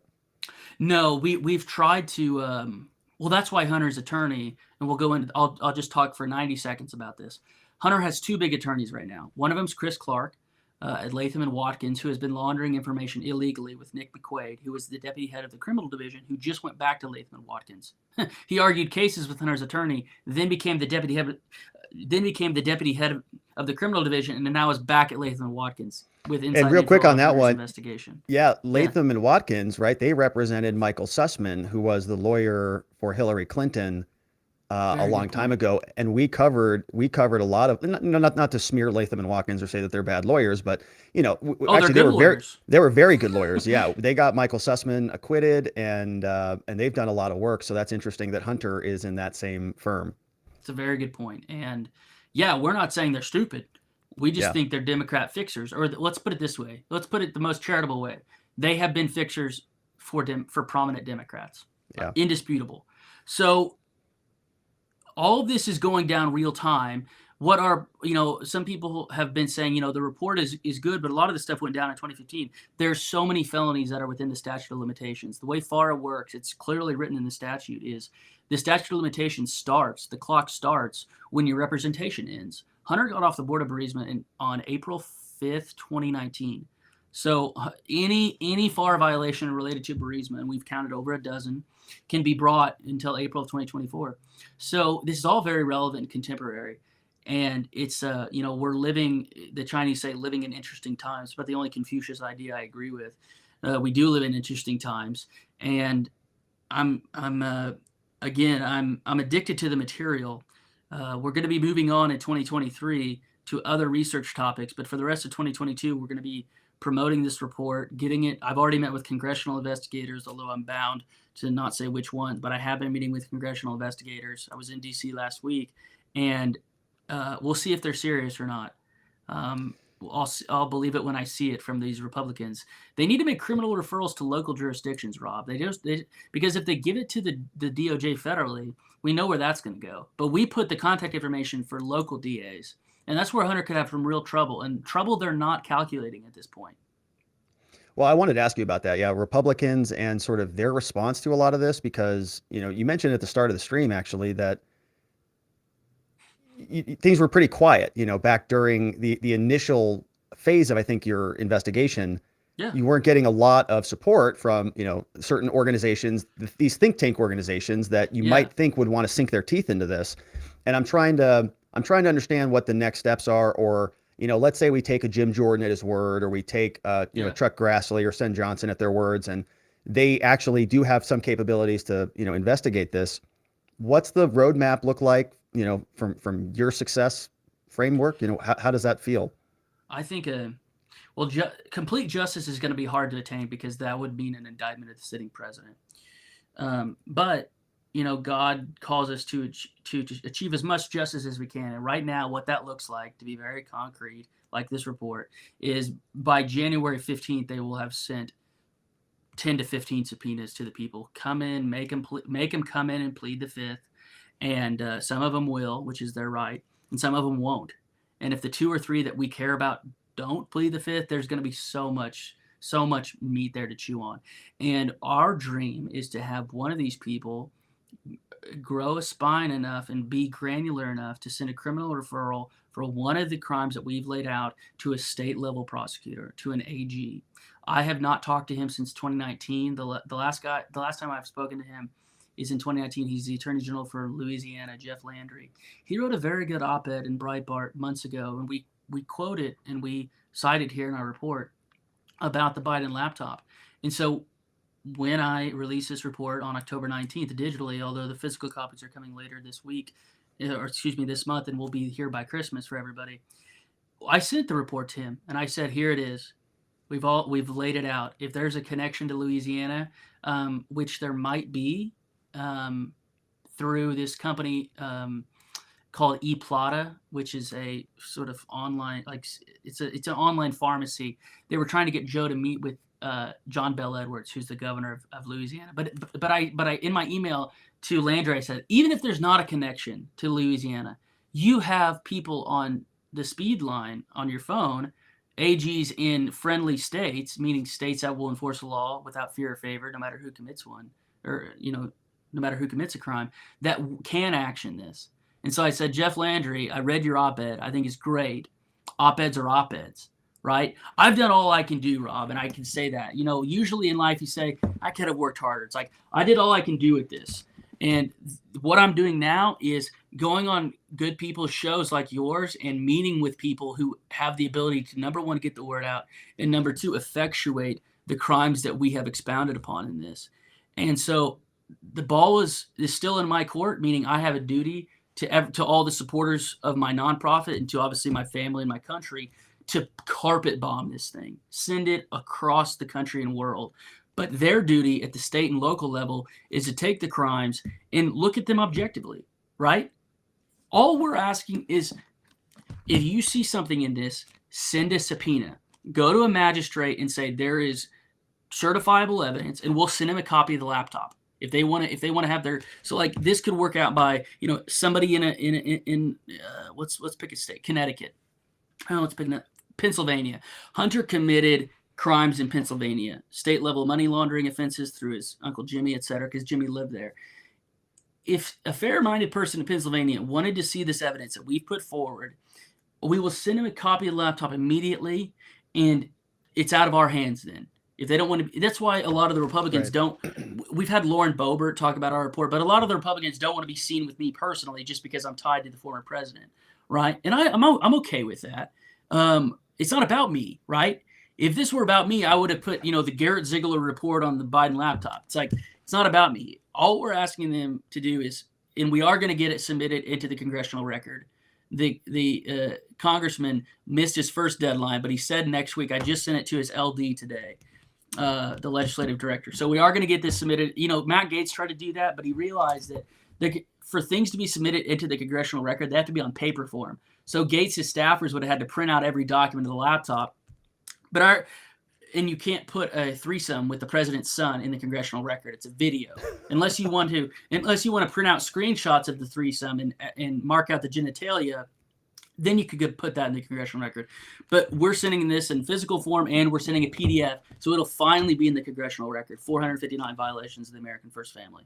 That's amazing. And people are asking people want hard copies. They want them for coffee table books and Christmas gifts. They want to send them to everybody. It's like, it really is. It's a beautiful piece of, memorabilia. It's awesome. Well, thank you. And we're making the first, I'm a very conservative guy, and the printers require 50% upfront.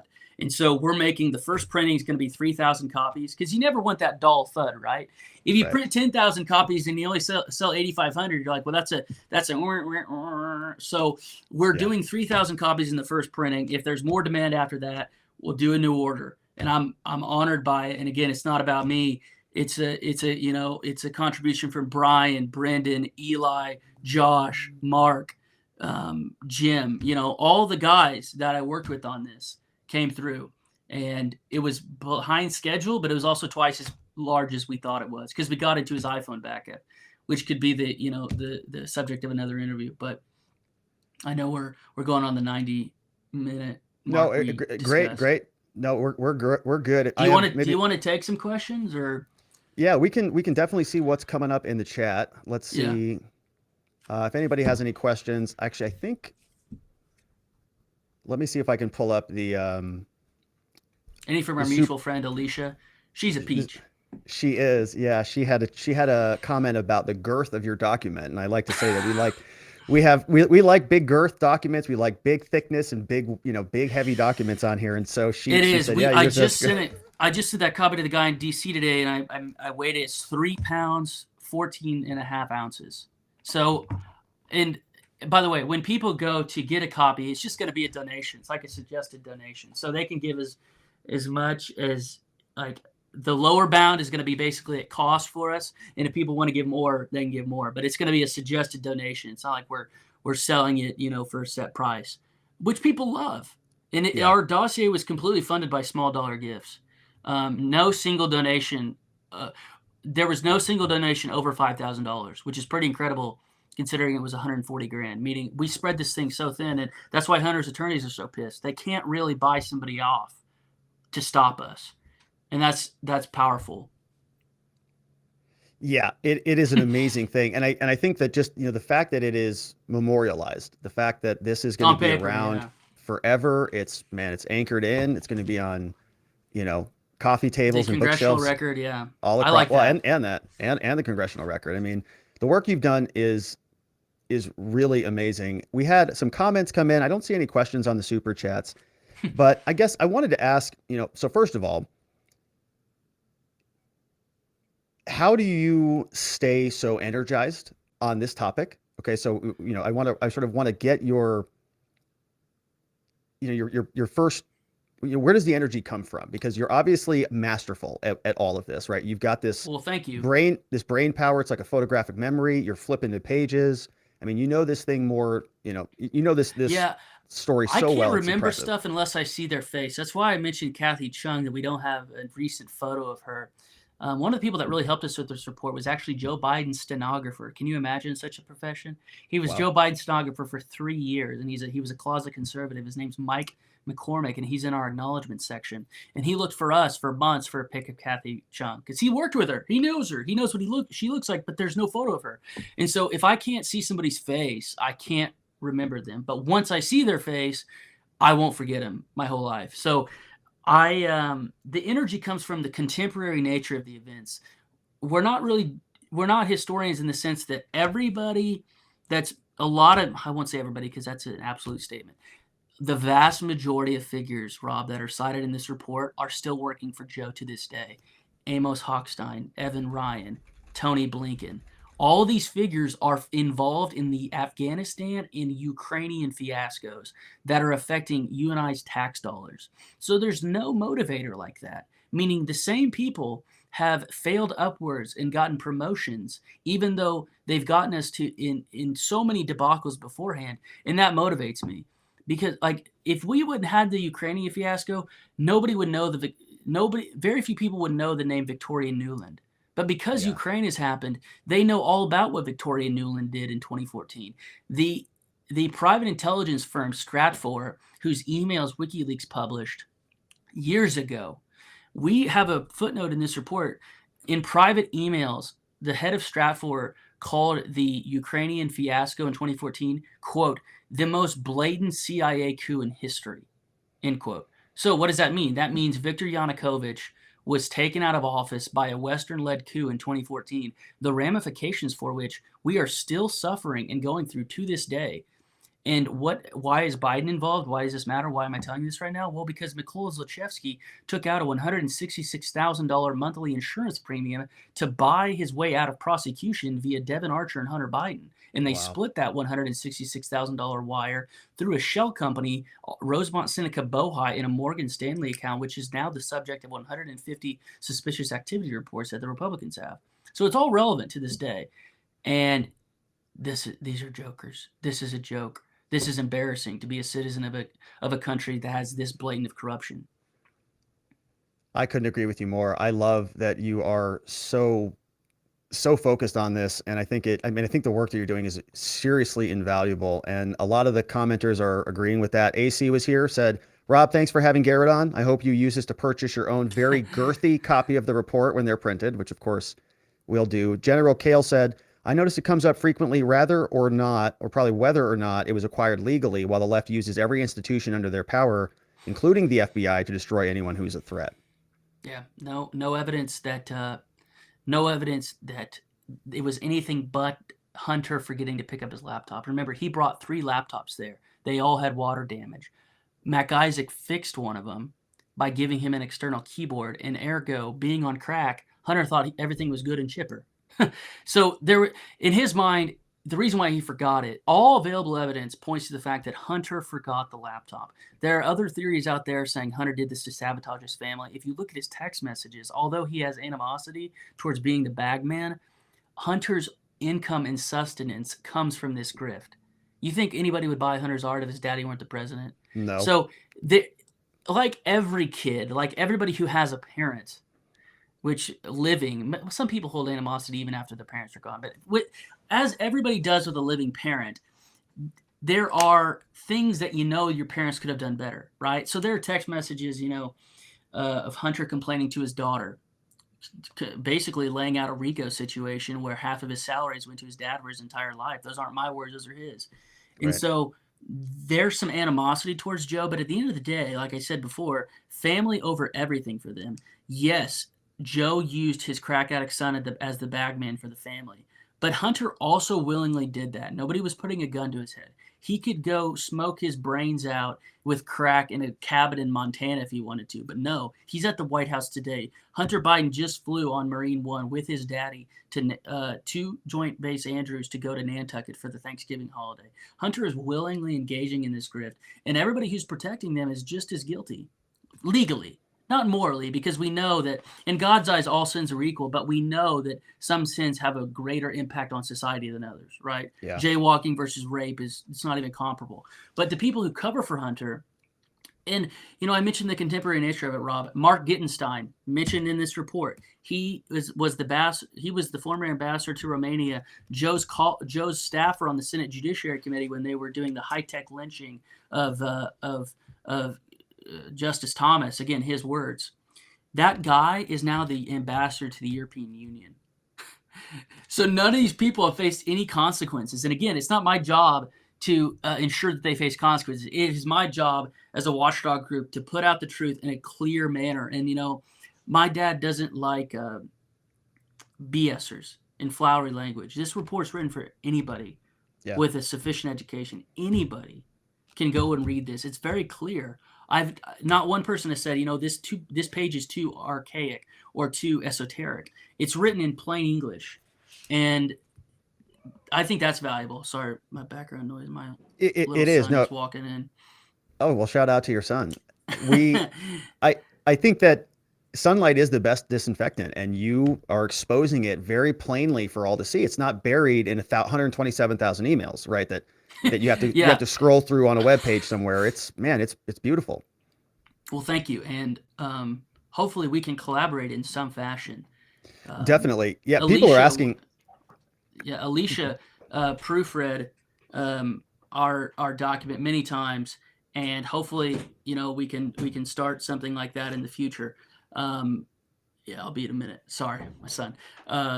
The We have so many people who've helped us throughout all this, and so I want to thank Alicia for not only organizing this interview today, but helping us throughout. She digitized all of the Rosemont Seneca Bohai bank statements, like thousands of transactions, and she did it for us. So I'm very grateful for that. She's awesome. We've sent a ton of emails back and Yes. forth, and she's really amazing. And so, let me just go through a couple of these comments because man, people are blown away by this. They're absolutely just shocked by what they just saw. Kay Bean is here. She said, this is mind blowing. Well done." She said, "Well done, Rob. I didn't do anything. You did all the work, but it is mind blowing. I think it is amazing." Putzman says, "Rob, you did a meaningful job, yet nobody will listen to me in Germany, but I'm still going to spread it for free speech in Germany," right? Inspired and thankful. So you've got this thing's going global. You've got Fred Pedamonte says, "Where can I buy the book?" In a week or so, you'll be able to order it on marcopolusa.org. And again, it's going to be basically a free will donation, like a soup supper at a church, where you can give whatever you want for it. The lower bound is going to be basically a cost. So we're very excited about that. Everything's made in the USA, USA paper with a USA printer, supporting living wage jobs.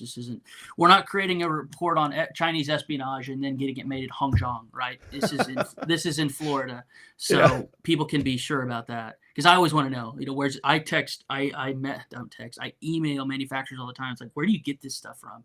And they're always, sort of uh, very, very, they're not straightforward. I'll put it that way, because they always Awesome. get it from the Chinese. But Yeah, everybody tries to hide that little oh, I connection. know. But my son and mother, my mother wants to take me out to eat with my little son because my wife's out to eat with a friend tonight. So I really, really appreciate this. Thank you for letting me talk about the statutes. I know you're an attorney, and so it wasn't a big ask for you, but I really like getting into the weeds of it. And there's so much more to happen. It's a truly degenerate first family. I don't see how you can go through this and disagree with that statement. It's an incredible family, and hopefully we've laid it out for people. You did an amazing job. I don't want to keep you any longer. Thank you so No, much for your graciousness with no, your time here no. I didn't tonight. mean to be rude. I didn't want the background noise to be like. I think the background noise is rude. So I'm sorry. No, you're perfectly great. This was really eye-opening for me. I'm sure for everybody out there. I want to make sure that people can connect with you before I let you go. So, Yeah. of course, marcopolusa.org. Yes, sir. Other best places to follow your work, to connect with you. People are asking, how can they help? And are you on Twitter? What can they do? Yes, sir. The everything that is related to the nonprofit, all the social media links are on the front page of marcopolusa.org, and they're literally the first um, we have. That's a very good question, Isaac. Whitney Webb's a personal friend of mine. We've had a Marco Polo chat with Whitney Webb for over a year. Very special, very special woman. Just published a 2-volume set called "One Nation Under Blackmail," and we talk. We're in constant communication. I probably talk to Whitney Webb 4 or 5 times a week. There's nobody like her right now in the country doing what she's doing. And so again, I'll work with anybody who's worried about the truth, and she obviously is worried about the truth. She's talking about things that other people don't. So thank you for putting that. Yeah, marcopolusa.org. Everything's there. Again, my Telegram is just Garrett Z. People always mispronounce or misspell my last name. It's Ziegler, so I always just put Garrett Z. And I have a website, garretz.com, but that's not been populated yet. So I'm just the young guy. I partner with a lot of older folks in this, and I know what I don't know. And so I have a lot to learn on digital forensics, on accounting, on so many things that can take Marco Polo to the next level. We're really trying to be the fusion GPS of the right. And that requires me to know digital forensics and all these other things that the left kills us on. Well, I can tell you that I'm very excited that you're on our side, that we have your head, out there digging into these issues, because I think it's extremely important. And for some bizarre reason, maybe it'll be revealed to us someday, but nobody else, it feels like, is really taking a good look at this stuff. And the fact that you're, Well, the Miranda caliber Devine of wrote work a you're great doing. book. I That's appreciate right. that. Miranda Devine wrote a great book. There's other people talking about it, but I want to ask you to consider if there is a DJT 47 that you'll consider serving the country in some way. I mean that. That's We that's a we big need an yeah. absolute prohibition on people who've been in DC for over 5 years. You can't. We got duped the first term. There's Yeah. too many swamp dwellers worked in government. I'm going to have a presumption of denial on anybody who's worked in the Beltway for any amount of time. So hopefully you'll consider that and put that in the back of your mind if it's not there already. Well, I appreciate it, Garrett. Yeah, and if I'm called upon, you always have to make those decisions at those Yeah. times. But the effort that you're putting in, the work that you're producing, the spotlight that you're shining on all of this stuff, man, it's heroic work. I think you're a great patriot. We are so grateful to have you. Thank you Thank for you very spending some much for time having me on. here today. Really great conversation. I'll let God you get bless you. to it. Garrett Bye bye. Ziegler, thank you. All Bye right, bye. my friends. That was Garrett Ziegler. What an outstanding man. I mean, incredible work that he put into that. And I'll encourage you one more time before we finally sign off to head on over to marcopoulousa.org, because there is just we didn't even scratch the surface on this thing, right? It's 644 pages. It's 2020 different footnotes. He obviously is a master at this subject matter, and he is just, an outstanding individual as well. So amazing. We're going to leave it right there because it is that Tuesday, and we've got another. What the heck is going on right there? It is Tuesday. We always have to wrap up the show a little bit on time on Tuesdays. But my friends, please make sure you go over there, support MarcoPoloUSA.org. Make sure that you bookmark all of his social medias. And of course, when the book is ready for printing, we got to get some copies of that thing and hand those out all across the fruited plains of the internet and reality. And so that, my friends, is going to be it for us on the show. We'll be back to our regular programming tomorrow, but we're so extremely grateful to Garrett Ziegler, to the entire Marco Polo team. Thank you to AC for setting this up and helping us get this thing scheduled. But my friends, have a tremendous evening. Oh, we have to do the spotlight. We'll be right back here tomorrow at the same time. And I hope to see you right here so that together with your help, we can shine that big, beautiful spotlight of accountability and transparency down upon our system with the hope of finding justice. Have a tremendous evening, my friends. Sleep very well. See you right back here tomorrow. Bye-bye.